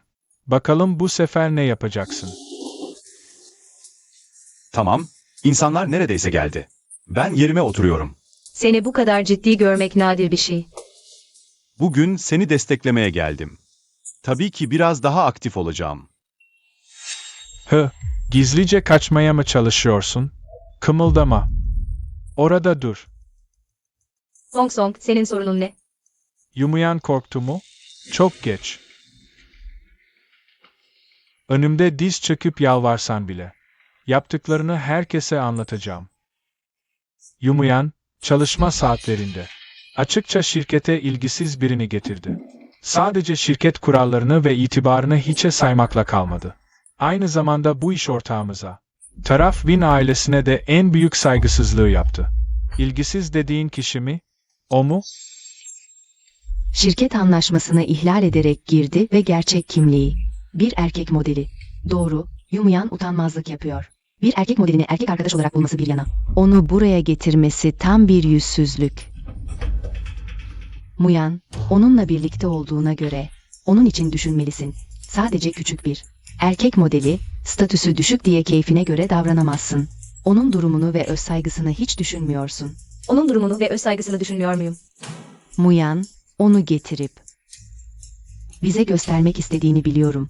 Çok yakışıklı bir erkek arkadaşın olduğunu. Ama eğer onu gerçekten önemsiyorsan, neden kısa süreli gururun için? Onun seninle birlikte herkes tarafından suçlanmasına neden oluyorsun? Zhuang Menghan, senin. Köpek havlamasını az dinle, moralini bozar. Tamam. Yumuyan.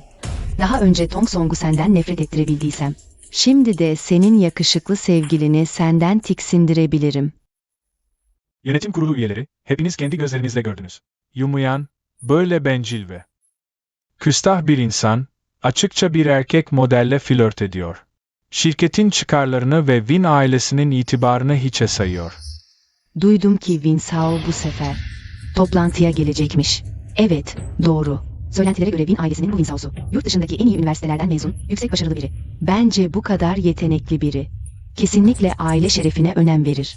Eğer onun öğrendiğini, bugün burada olanlardan birinin Win ailesini bu kadar hiçe saydığını, özellikle de bu kişinin bizim grup müdürümüz olduğunu düşünürsek, Bu yüzden önerim, Lin Sao gelmeden önce ciddi bir şekilde ele almamız gerektiği.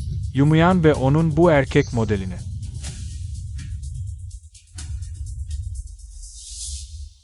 O ne dedin? Erkek model. Kadınlar tarafından beslenen, yakışıklı bir yüz. Tabii ki pis bir kalp her şeyi pis görür. Erkek arkadaşımın erkek model olduğunu söylüyorsun. Kanıtın var mı? Sadece bacakları senden daha uzun, senden daha güzel olduğu için mi? Yumuyan, saçmalama.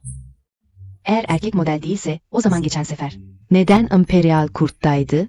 İşte, ikinizin geçen sefer Imperial Kurt'ta ne kadar iğrenç davrandığını hepimiz gördük. Sadece erkek arkadaşım Imperial Kurt'ta göründü diye. Onun erkek model olduğunu mu söylüyorsunuz? O da Imperial Kurt'ta göründü, o da mı? İftira atma. Bay Tong, sakin olun. Ben az önce sadece ağzımdan kaçtı. Yeterince doğru söylemedim. Sonuçta senin görünüşünle erkek model olmak gerçekten yeterli değil. Muyan, daha fazla bahane üretme. Hemen yönetim kuruluna ve Win ailesine özür dilemeye git.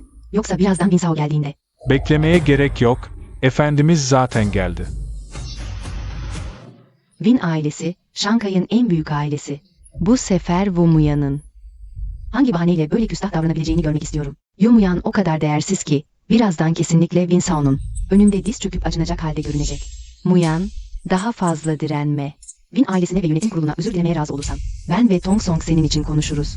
Zhuang Menghan, ben hatalı değilim. Neden özür dileyim? Menghan, bazı insanlar nankördür. İyi niyetini pis bir kalp olarak görür. Birazdan Lin Sao geldiğinde onun nasıl öleceğini göreceğiz. Bugünkü olay, bizim kısmımızın ihmalidir. Hepinize rezil olduk, telafi etmek için. Ben şahsen dışarı çıkıp Win Shao'yu karşılamaya razıyım. Menghan ne kadar düşünceli ve tatlı değil mi? Sence Win Shao ona bir bakışta aşık olacak mı? Menghan hem nazik hem de kültürlü ki. Win Shao Menghan'ı sevmiyorsa, yoksa Umuyan'ı mı sever? Ne yazık ki. Bizim Menghan'ımız çoktan birine ait. Zahmet etmeyin. Kız arkadaşım sen yüzünden yanlış anlayacak olursa hiç iyi olmaz. Sonuçta buna değmez. Ne söyledin sen?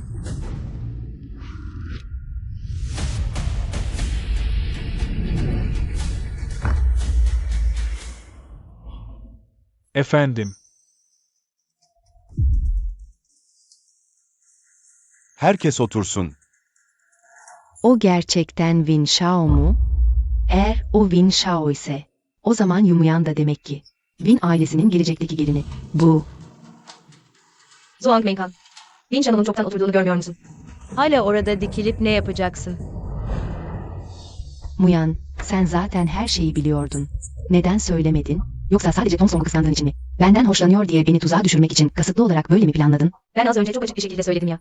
Erkek arkadaşım erkek model değil, senin kulağını bok kaplamış. Kapattı, bu benim suçum mu?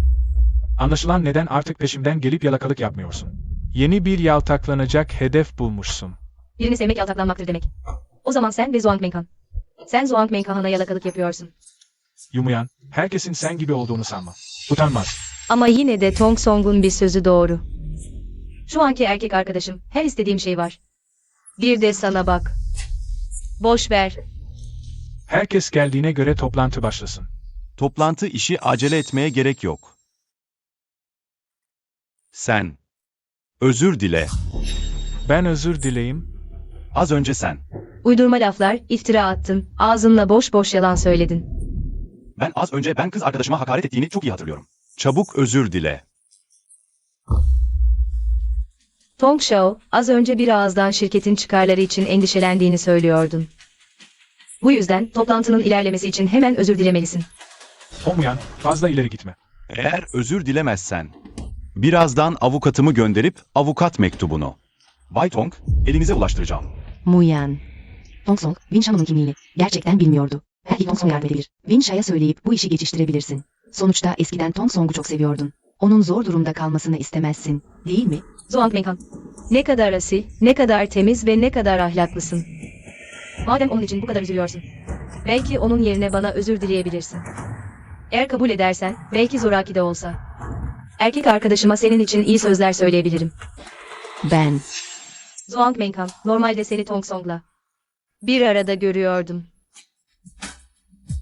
Nasıl oldu da küçük bir sorun çıkınca tek başına uçmaya karar verdin? Tong Song, hemen özür dile. Eğer senin yüzünden grup ve Win ailesinin işbirliği bozulursa, grup seninle asla işi bırakmaz.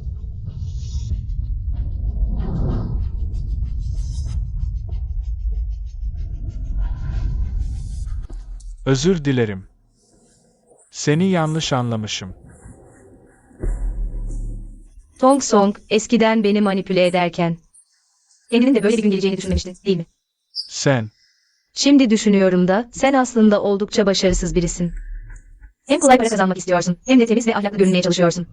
Bu numarayı kime yaptığını da anlamış değilim. Özrünü kabul ediyorum ama affedip affetmemem benim keyfime kalmış. Min Shao, artık başlayabiliriz, değil mi? Win Shao, Omuya'nın erkek arkadaşı. Acaba Win Shao, Omuya'nı kayırır mı? Öyleyse, önceden hazırladığımız şeyler. Hatta bizim grup bile çıkarlarını her şeyden önde tutar. Soylu aileler de istisna değil. Sadece orijinal planımıza göre hareket edersek. O zaman, Win Shao Omuya'nı kayırmak istese bile, diğer Win ailesi üyeleri buna karşı çıkacak. Menghan, merak etme. Proje teklifi onaylandığında, bunun senin ve Yumuyan ile ilgisi yok. O zaman utanan sadece o Yumuyan olacak. Az önce ne dedin, utanç mı? Hiçbir şey. Muyan, hadi açıklamaya başla.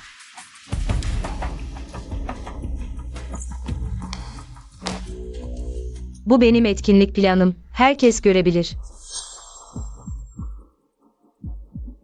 Yumuyan, çok yakında gülmeyi bırakacaksın. Bu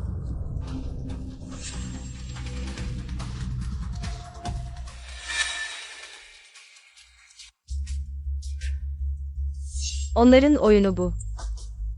Muyan, bu seferki zamanın değerli olduğunu biliyorsun. Nasıl bu kadar basit bir hata yapabilirsin? Biliyorum, şimdi dosyayı düzeltmek istiyorsun. Ama zaman açısından. Zahmet etmene gerek yok. Yedek bir planımız var.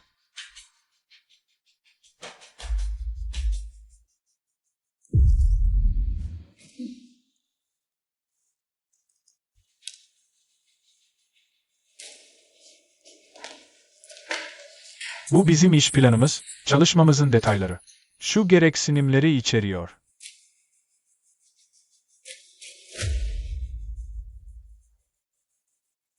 Tong Song, demek en başından beri kendi önerini kullanmayı planlıyordun.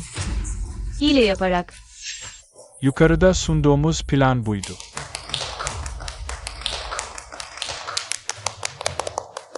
Tong Bey harika konuştu. Bu kadar iyi bir plan.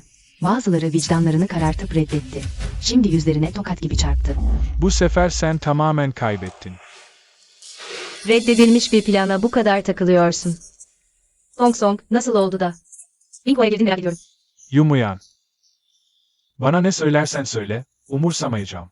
Çünkü gözümde sen bir hiçsin. Ve benim planım, Win ailesinden en büyük onayı alacak, bu seferki Wicheng grubu proje planı. Bu işbirliği beklentilerimizle hiç uyuşmuyor. Nasıl olur? Benim planım. Win ailesinin çıkarlarını en üst düzeye çıkarıyor, Kora kıyasla.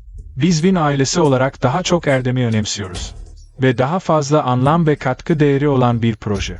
Kir'dan çok daha değerlidir. Bu sözler çok tanıdık geldi. Evet. Sanırım ben de bir yerden duymuştum. Yum uyandı. O, Lin ailesiyle aynı şeyi söylemişti. Eğer şirketiniz sadece böyle bir plan hazırladıysa, sanırım birbirimizin zamanını daha fazla harcamamıza gerek yok. Nasıl iş yapıyorsunuz? Benim burada başka bir planım daha var. Bin ailesi, bana 10 dakika verin lütfen. Ama senin materyallerin zaten. Bilgisayar verilerine kıyasla. Bu planlar daha net olabilir. Yumyan hala elinde bir koz saklıyor. Yoksa Yumyan bunu önceden hesaplamış mıydı? Tongsha'ya yardım edeceğimizi bildiği için. Sen ne bekliyorsun? Hemen belgeleri dağıt. Fazla sevinme, senin planında. Onaylanacak diye bir şey yok. Belgelerini dağıt ve kapa çeneni.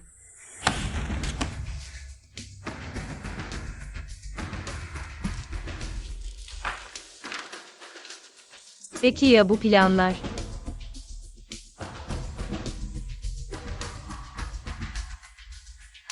İşte bu planlar benim tüm stratejim. Şirketiniz daha önce böyle bir plan sunsaydı, bu kadar zamanımızı boşa harcamazdık. Bin Shao, ne düşünüyorsun? Bu kadar iyi bir planla karşılaşmak nadir bir şey. Yatırımı 3 katına çıkarmaya karar verdim.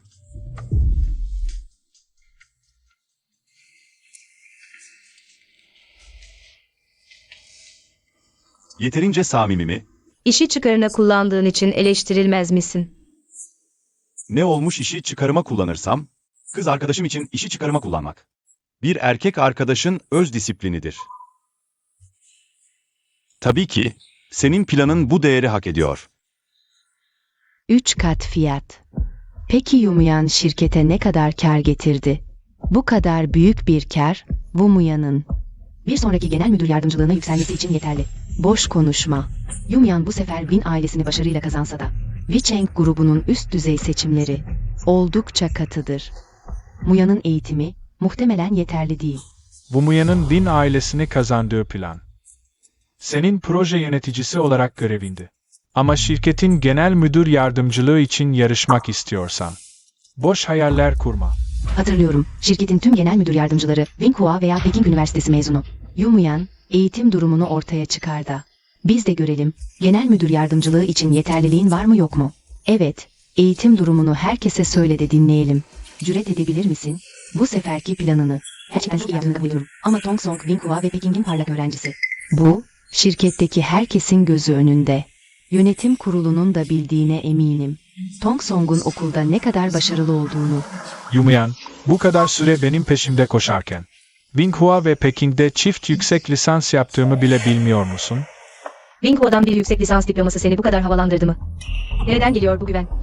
Hey, Tsinghua'nın kapısından bile giremeyen biri. Burada laf sokmaya hakkı yok. Tong Song, seni tanımadan önce. Bence kuyunun dibindeki kurbağa bir sıfat. Ama seni tanıdıktan sonra bu 4 kelimenin daha net olduğunu düşünüyorum. Sen, Biliyorum. Tong Song ve benim eğitim seviyemiz senden yüksek diye. Çok güceniyorsun. Ama şirketin kuralları var. Terfi etmek için diploma şart. Ayrıca bugünkü başarın Winsao ile yakından ilişkili.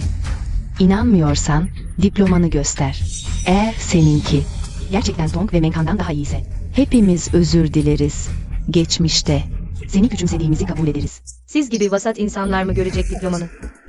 Gösteremezsen sorun değil. Zaten beklentimiz yok. Sonuçta Tong ve Menghan'ın seviyesine bir sonraki hayatta bile yetişemezsin. Muyan. Biliyorum. Winsao'nun önünde diplomanı göstermen biraz utandırıcı, anlıyorum. Ama Muyan. Duydum ki Winsao yurt dışındaki en iyi okullardan, en üst sıralardan mezun. Onun kız arkadaşı olarak. Ona ayak bağı olmamalısın, değil mi? En iyisi sayılmam. Çünkü küçüklüğümden beri bir kişi hep önümdeydi, benden çok ilerideydi. İlkokuldan üniversiteye kadar. Onu hiç geçemedim. Winsao'nun bile yetişemediği biri. Ne kadar mükemmel olmalı. Evet, keşke gözlerimle görebilsem. Winsao'nun yıllardır peşinden koştuğu kişiyi. Muyan. Winsao'nun dediği kadar mükemmel değilim. Ama eğer eski okulum Tsinghua veya Peking'e girmek istersen yardım edebilirim. Şimdi girse, mezun olunca çok geç olur. Ha ha, evet, o yaşlanınca.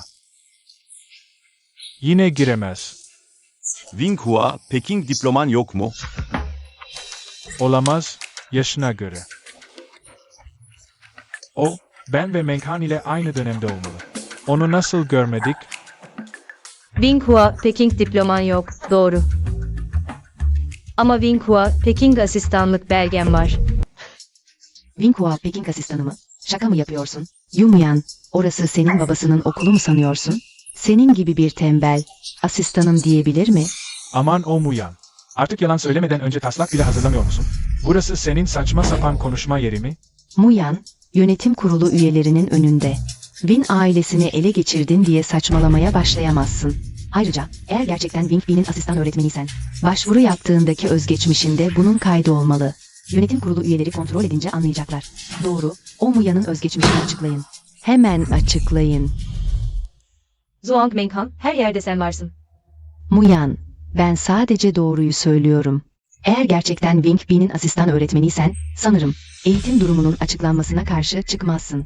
Jia Cheng ve Win ailesi zaten işbirliği yaptı. Ama sanırım Win ailesi, yalancı bir dolandırıcının önerisini kabul etmez. Şirketinizin iç çatışmalarına Win ailesi olarak fazla karışmak istemiyoruz. Ama bu işbirliğini önemsememek mümkün değil. Bu yüzden lütfen şirketiniz hemen şimdi. Omuya'nın iş başvurusu özgeçmişini açıklasın. Sorun değil, hemen birini gönderip getirteceğim. Omuyan, Jia Cheng grubunun büyük kızı olsan bile. Sen yine de diplomasız bir işe yaramazsın. Yoruldum. Yüreğim yoruldu. O zaman seni güzelce ödüllendireyim. Bir sürü lezzetli şey yiyeceğim. Nasıl istersen.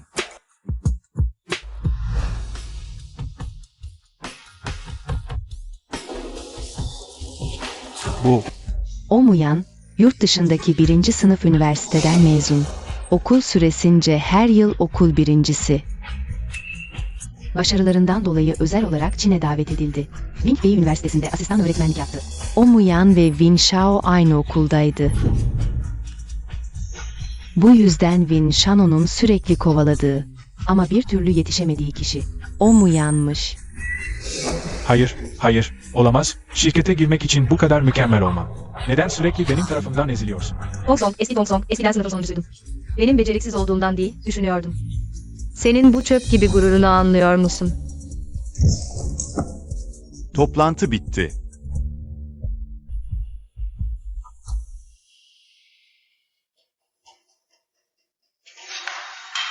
Win Shao gitmemiş miydi? Nasıl geri döndü? Yoksa Win Shao, Omuyan'ı işten almak için mi geldi?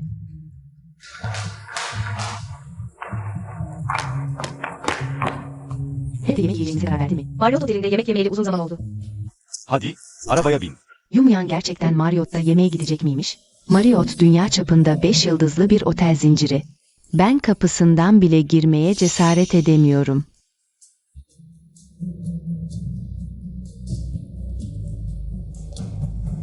Hadi gidelim. Tongsong, acıktım. Ah, ben de acıktım. Hadi sokak yemeklerine gidelim. Neden Yumuyan Marriott'ta yemek yiyebiliyor da? Ben sadece sokak yemeklerini yemek zorundayım. Tongsong, Emin mi? belki de Marriott'ta yemek yiyelim. Marriott 5 yıldızlı bir otel. Orada bir öğün yemek. Benim bir aylık maaşıma bedel. Tongsong, biliyorum. Sen o kurallı, resmi yerleri sevmiyorsun. Sıkıcı ve özgürlüksüz buluyorsun. Ama ben gerçekten gitmek istiyorum. Bu küçük dileğimi bile yerine getirmeyecek misin? Nasıl olur? Marriott mu? Hadi gidelim.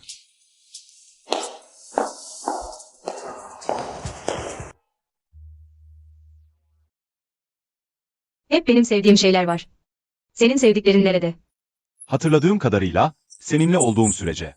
Hiç yemeği ben mi seçtim? Win Shaobai, senin için.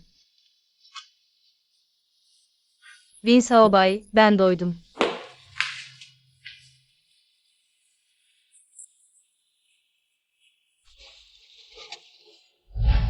Hep sen ne seçersen onu yedim. Alıştım artık.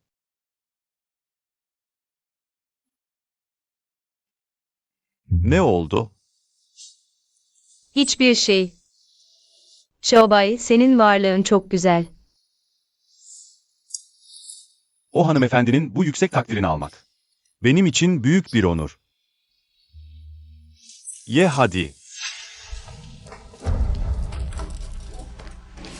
Onların masasındakilerin aynısından istiyorum. Mumya'nın masasındaki yemekler bir bakışta pahalı olduğu belli. Pahalı olsun ne olmuş? Sen Wicheng grubunun büyük oğlusun. Bu parayı mı düşünüyorsun? Bence gerek yok. Ayrıca akşam çok yağlı yemek sağlığa iyi değil. Şöyle yapalım. Sebze sote, karışık salata, tamam. Yeterli, oldu. İkimiz de zenginlerle çıkıyoruz. Neden benim ve bu Muya'nın muamelesi bu kadar farklı? Tong Song. Hı? Aklıma geldi. Akşam biraz işim var. Belki sen önden gitsen. Tamam, akşam eve vardığında beni ara.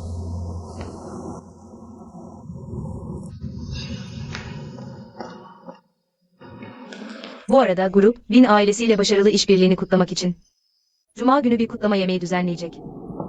Ben davetiyemi zaten aldım. O zaman annem ve babam da gelecek. Amcan ve yengen de mi gelecek? Muyan, neyden korkuyorsun? Çocukken yurt dışındayken amca ve yengeni görmüştüm. Ama şimdi aniden tekrar karşılaşmak yine de biraz garip ve gergin hissettiriyor. Üstelik, Xiaobay, ben şimdilik amca ve yengenin aramızdaki ilişkiyi bilmesini istemiyorum. Bana bir sebep söyle. Bizim evlilik planlarımızı biraz ertelemek istiyorum. Önce istediğim seviyeye ulaşmak istiyorum. Biliyorsun, annemi hayal kırıklığına uğratmak istemiyorum. Xiaobay, kızmadın değil mi? Nasıl annemle babamdan saklayabileceğimizi düşünüyordum. Amca ve yengene söylesek. Kesinlikle beni Xiaobay'la hemen evlenmeye zorlarlar. Bu yüzden amca, yenge, özür dilerim bu konuda. Şimdilik sizden gizlemek zorundayım. Hadi gidelim. Yumuyan, ne kadar yüksek eğitimli olursan ol. Sen sadece bir hizmetçinin kızısın. Kendin bile suçlu hissetmesen. Win ailesine açıklamaya neden cesaret edemiyorsun? Ama arkadaş olduğumuz için. Win ailesine seninle Win Sao'nun ilişkisini açıklamana yardım etmekten çekinmem.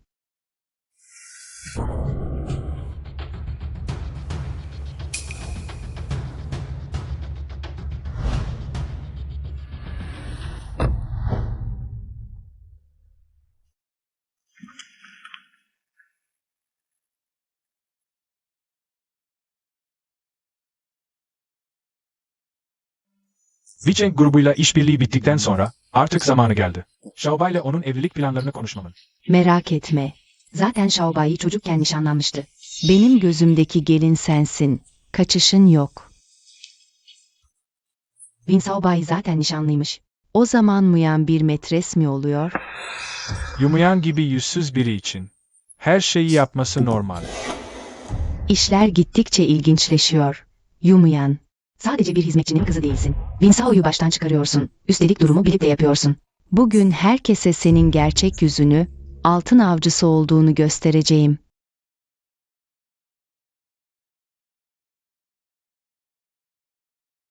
Anne, baba. Normalde bu tür ortamlardan hoşlanmazsın. Bugün neden bu kadar erken geldin? Sana söylemiştim, Muyan'la evliliğin. Kesinleşmiş bir konu. Annen ve ben Muyan'ı çok seviyoruz. Çoktan Lin ailesinin gelini olarak görüyoruz. Ona kötü davranmaya cüret edersen. Dikkat et, seni hallederim. Anne baba, şimdi konuşmayalım. Bir tanıdık göreceğim. Şu haylaz çocuk. Ah, merhaba. Ben Wicheng proje departmanındanım. Şu anki pozisyonum çok yüksek olmasa da. Ama ben Tsinghua ve Peking Üniversitesi mezunuyum. Çift yüksek lisansım var. Hadi oraya gidip bakalım. Hı? İkiniz de durun lütfen. Bir şey biliyorum. İkinizin de ilgisini çekeceğini düşünüyorum. Az önce ikinizin konuşmasını duydum. Win Sao'nun nişanlandığını söylediniz. Ama bildiğim kadarıyla Win Sao yeni bir kız arkadaş edindi. Sen de kimsin? Oğlumun işine karışmaya cüret ediyorsun. Sadece biraz merak ettim. Çünkü şu anda Win Sao ile çıkan kişi tam da bizim arkadaşımız. Değil mi, Thompson? Evet. Oğlumu baştan çıkaran biri mi var diyorsunuz? Aslında arkadaşım da oldukça acınası, annesi bir hizmetçi. Daha önce şirkette de hep sıradan, fark edilmeyen biriydi. Ama şimdi Winsao'nun yardımıyla sadece proje departmanı müdürü olmakla kalmadı, büyük olasılıkla bir sonraki şirket başkan yardımcılığı için de yarışıyor. Kanıtın ne? Winsao'nun işi hakkında nasıl saçma sapan konuşabilirim? Bu olayı proje departmanımızdaki herkes biliyor. İnanmazsanız onlara sorabilirsiniz. Aslında bu sefer Vicheng grubunun Win ailesiyle işbirliği yapabilmesi, Winsao'nun arkadaşım için 3 katı fiyat ödemesi sayesinde oldu. Xiaobai onu o kadar seviyor. Nasıl mümkün olabilir? Wumuya'nın ne kadar hünerli olduğunu bilmiyorsunuz. En iyi yaptığı şey, erkeklere yapışıp bırakmamak. Evet, en başta erkek arkadaşıma musallat oldu. Erkek arkadaşım onu reddettikten sonra hemen Winsao'yu baştan çıkarmaya gitti. Winsao'yu baştan çıkaran o.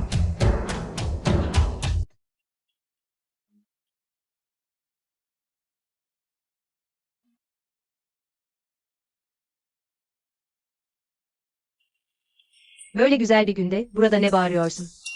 Kuyruğuna mı basıldı? Muyan, bu ikisi. Winsao'nun ebeveynleri, belki de.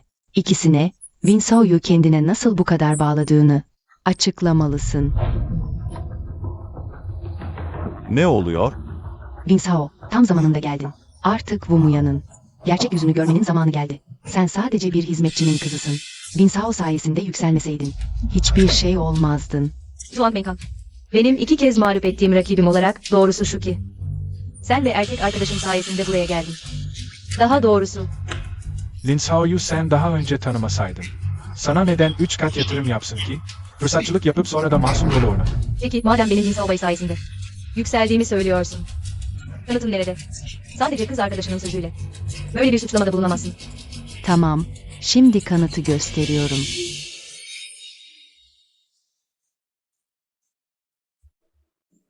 Bu kadar yakınken, hala Winsao'nun metresi değilim mi diyorsun? O gün Winsao'nun sana açıldığını hepimiz gördük. Ne diye inat ediyorsun anlamıyorum. Bazı insanlar gerçekten aşağılık. Yanlış anlaşılma, hepsi yanlış anlaşılma. Yumuyan bizim şirketimizin. Sıradan bir çalışanı değil, o Winsao'ya. Bel bağlamak zorunda değil. Biliyorum. Wumuya'nın Winsao sayesinde yükseldiği, eğer ortaya çıkarsa, hem gruba hem de Win ailesine zarar verir. Ama tam da bu yüzden, grup onu koruyamaz. Win ailesinin büyüklerine bildirmeliyiz. Bu onlara karşı en büyük saygımızı gösterir. Sen ne biliyorsun? Kapa çeneni. Bu fotoğraflar Wumuyan ile Winsao'nun ilişkisinin sıradan olmadığını kanıtlıyor. Ayrıca Wumuya'nın Winsao'ya yanaşarak çıkar sağladığını gösteriyor. Ben söylemesem de herkes biliyor. Bu fotoğraftaki Wumuyan, yoksa sen. Buradaki kişinin sen olmadığını mı söyleyeceksin? Zhuang Menghan değil. Madem bu bir kanıt. En gerçek halini göstermelisin. Bak beni neredeyse bir yılana çevirmişsin. Hey, konuyu saptırma. Hepimiz Winsao'nun nişanlısı olduğunu biliyoruz. Sen ise bilerek 3. kişi olan bir şerefsizsin. Win ailesinin seçtiği gelin mutlaka seçkin biridir. Soylu bir kız. Sen ise bir hizmetçinin kızısın. Onunla nasıl yarışabilirsin? Song Song, yarışıp yarışamayacağımı. Sen benden daha iyi bilirsin. Senin olayını ben nereden bileyim? Hiç beklemezdim. Zhuang Menghan'ın işi bu kadar büyüteceğini. Ama Vicheng gerçekten Lin ailesiyle boy ölçüşemez. Ona altın avcısı demek de çok normal. Senin işin için neden erkek arkadaşıma soruyorsun? Yoksa Winsao'nun artık sana güvenemeyeceğini mi düşünüyorsun? Yine erkek arkadaşıma yanaşmaya mı çalışıyorsun? Zhuang Menghan, sadece basit bir soru sordum. Neden bu kadar gerginleştin? Sana bir öneride bulunayım mı? Erkek arkadaşını bir yere bağla, özlediğinde. Çıkar bak, keyfin yerindeyken de gezdir. Böylece kimse erkek arkadaşını senden alamaz, garanti ederim. Wumuyan, insanları aşağılamayı bırak. Erkek arkadaşımın statüsü yüksek, senin gibilerin aşağılamasına izin vermem. Söyle bakalım, Winsao ile olan ilişkini kabul ediyor musun? Etmiyor musun? Madem konu buraya geldi, aslında ben. Özel hayatımı bu kadar kişiye duyurmak istemiyordum. Özel hayatımı işimle karıştırmak da istemiyorum. Ama madem bu kadar ısrar ediyorsunuz, mecburen size söyleyeceğim o zaman. Ben Yumuyan. Winsao Bai ile beraberim. Duydunuz değil mi? Kendi ağzıyla itiraf etti. Wumuyan, sen Muyansın. Wumuyan, görünüşe göre yaptıkların Win ailesinin yaşlılarına çoktan ulaşmış. Yoksa nasıl olur da saygın bir ailenin reisi ve hanımı senin gibi bir hizmetçi kızını tanır? Hizmetçilik sadece bir meslek, başkalarını aşağılamak için. Kullandığın yakar değil. Sürekli hizmetçi sızıyorsun. Bu şehirde o kadar hizmetçi var. Ne yaptılar sana? Hizmetçiler anne babanı mı öldürdü? Yoksa çocuğunu kuyuya mı attı? Sen doymadın ama ben bıktım artık. Sadece gerçekleri söylüyorum. Ve sen bir hizmetçi kızısın. Yanılıyor muyum Tong Song? Tong Song, Tong Bey. Buradaki herkes kim olduğumu bilmeyebilir. Ama ben kimim? Sen herkesten daha iyi biliyorsun, değil mi? Ben. Yeter artık. Şu an senin işin konuşuluyor. Erkek arkadaşıma neden bu kadar saldırgansın? Yoksa sırf Tong Song hep beni sevdiği, sana bakmaya bile tenezzül etmediği için mi? Şimdi Winsao'nun arkasına sığınıp erkek arkadaşıma zorbalık mı ediyorsun? Eskiden Tong Bey'in peşinden ayrılmazdın. Şimdi yeni aşkın var. Kabul etmiyorsun. En nefret edilisi şey, üçüncü kişi olduğunu bilip de yine de üçüncü olmaya devam etmesi. Gerçekten yüzü yok. Böyle insanlar. Wicheng grubunda kalmayı hiç hak etmiyor. Defolun. Hepiniz susun. Onun kim olduğunu biliyor musunuz? Wicheng grubunun yıllardır süren itibarı asla Yumyan adlı bu kişinin elinde mahvolamaz. Onun yüzünden bir leke oluşursa, o zaman yurt dışındaki bir şirkette daha fazla sorun çıkarsa, Sus. Hanımefendiyi böyle ağzına alabilir misin sen? ben sadece grubun Yumyan adındaki bu aşağılık hizmetçi kızına adil ve hakkaniyetli bir sonuç vermesini istiyorum. Sonuçta yerini bilmiyor. Üçüncü olduğunu bilip de yine de üçüncü oluyor. Ayrıca yasa dışı yollarla şirkette kötülük yapıyor. Annesinin hizmetçi olduğunu mu söylüyorsun? Evet, annesi terbiyesiz bir hizmetçiydi. Kızı böyle yüzsüz işler yapabiliyorsa, annesi nereden iyi olsun? Bana sorarsanız, ağaç yaşken eğilir. Belki annesi de eskiden başkasının metresiydi. Yoksa neden babasından hiç bahsetmiyor? Hey, sen, İkiniz de bir daha annemle babam hakkında konuşmayı deneyin bakalım. yönetim kurulu üyeleri, bakın, şimdi de açıkça insan dövüyor. Böyle biri Wicheng grubunda asla kalamaz. Bu konunun nasıl ele alınmasının uygun olacağını düşünüyorsunuz? Bu tür insanlar kesinlikle şirkette tutulmamalı. Wicheng grubu onu kalıcı olarak listeden çıkarmalı. Ve Şangay endüstrisinden de kalıcı olarak yasaklamalı. Ne demek istediğinizi anladım. Bu konuda zaten bir karara varmış olduğunuza göre. Grup kararınıza saygı duyacaktır. Bugünden itibaren sen ve siz Wicheng grubu tarafından kalıcı olarak çıkarıldınız. Şangay endüstrisinden de yasaklandınız. Yanlış anladınız galiba. Kovulması gereken Yumyan olmalıydı. Bu Muyan'ın. Proje devamlı bir olay izlemedi. Yönetim kurulunun çok ilgili bir şey. Siz böyle önemli bir ortamda saçma sapan konuşup gerçekleri çarpıtıyorsunuz. Sizce grup sizi daha fazla içinde barındırabilir mi? Hayır, Umuyan'ı kayıramazsınız. Grup beni kovamaz. Erkek arkadaşım, Wicheng grubunun varisi. Az önce ne dedin? Erkek arkadaşım, Wicheng grubunun veliaht prensi. Yumyan, neye gülüyorsun? Ah, senin aptallığına gülüyorum. Ya da kötülüğün cezasız kalmadığına. Tong'un zenginliğine göz koymanın nedeni. Sana harcadığı tüm parayı ben vermiştim. Onun ailesini beğenmenin nedeni, onun aile geçmişi. Anne babası dahil, hepsi benden çalındı. Söylemek istediğim çok basit. O hizmetçinin oğlu. Üstelik o hizmetçi de bizim evimizde çalışıyordu. Genç Tong aslında hizmetçinin oğlu. Şimdi anladım. Yumyan Tong'la ilgilenmeyi bıraktığından beri kimse Tong'a yemek getirmiyormuş. Tong'un lüks arabası da yokmuş. Olamaz. Tong Song, konuş. Söyle bana. Hepsi beni kandırıyor. Onlara söyle. Wicheng grubunun varisi sensin. Yumuyan. Beni elde edemeyince mahvetmek mi istiyorsun? Ne kadar kötü bir kadınsın. Tong Song, seni mahvetmek istemiyorum. Ama karanlık sırların gerçekten çok fazla. Bu kadar uzun süre. Taşımaktan yoruldum. Lütfen iyilik yap. Hem beni hem de kendini kurtar. Gerçeği ortaya çıkaralım. Yumuyan. Seni küçük şeytan. Ölmek mi istiyorsun? İyi misin? Sorun yok, değil mi? Hepiniz beni kandırdınız. Hanımefendi geldi. Hanımefendi, hanımefendi. Oğlunuza kötü davrandılar.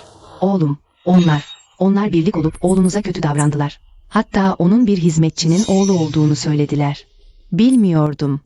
Ne zaman bir oğlum oldu? Ama seni tanıyorum.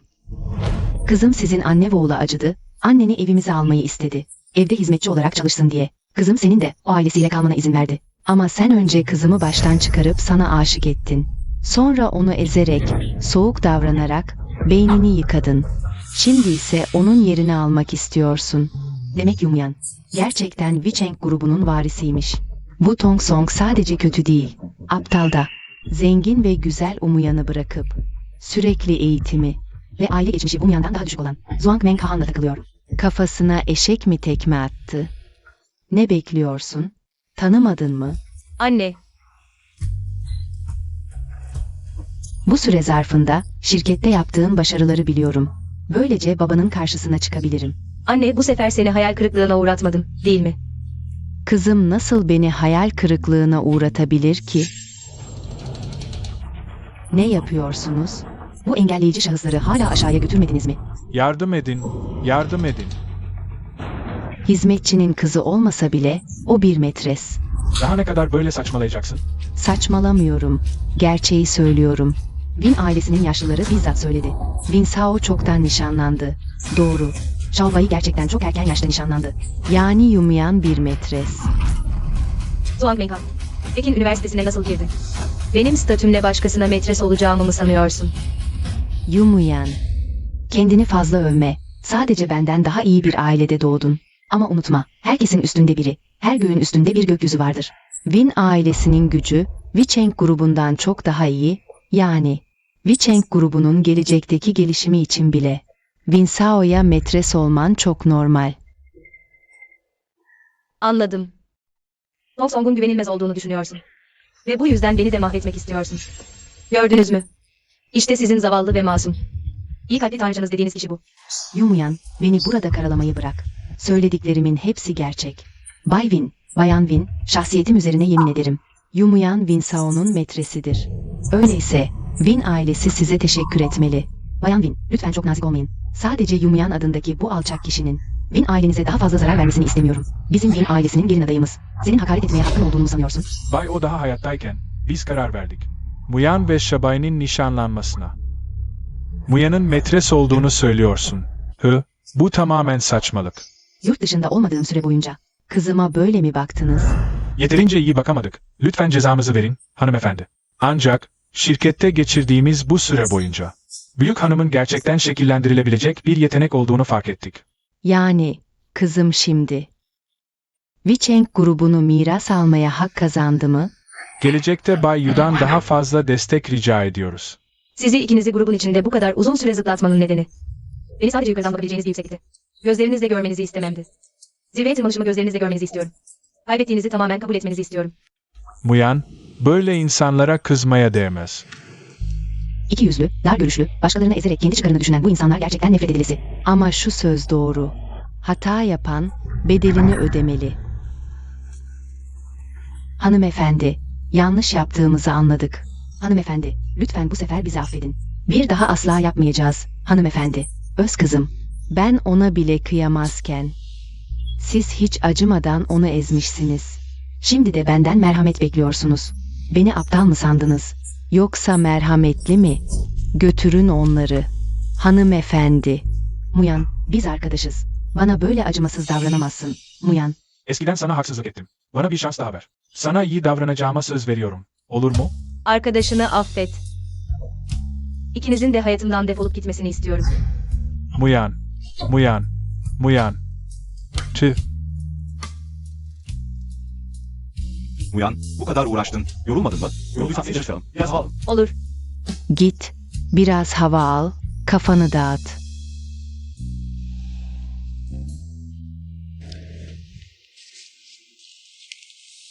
Ah, yüzlerine tokat gibi inmek ne güzelmiş. Xiaobai, sana söylemek istediğim bir şey var hep. Senin varlığın çok güzel. Ben de öyle düşünüyorum. Minnettarım. Halimden memnunum.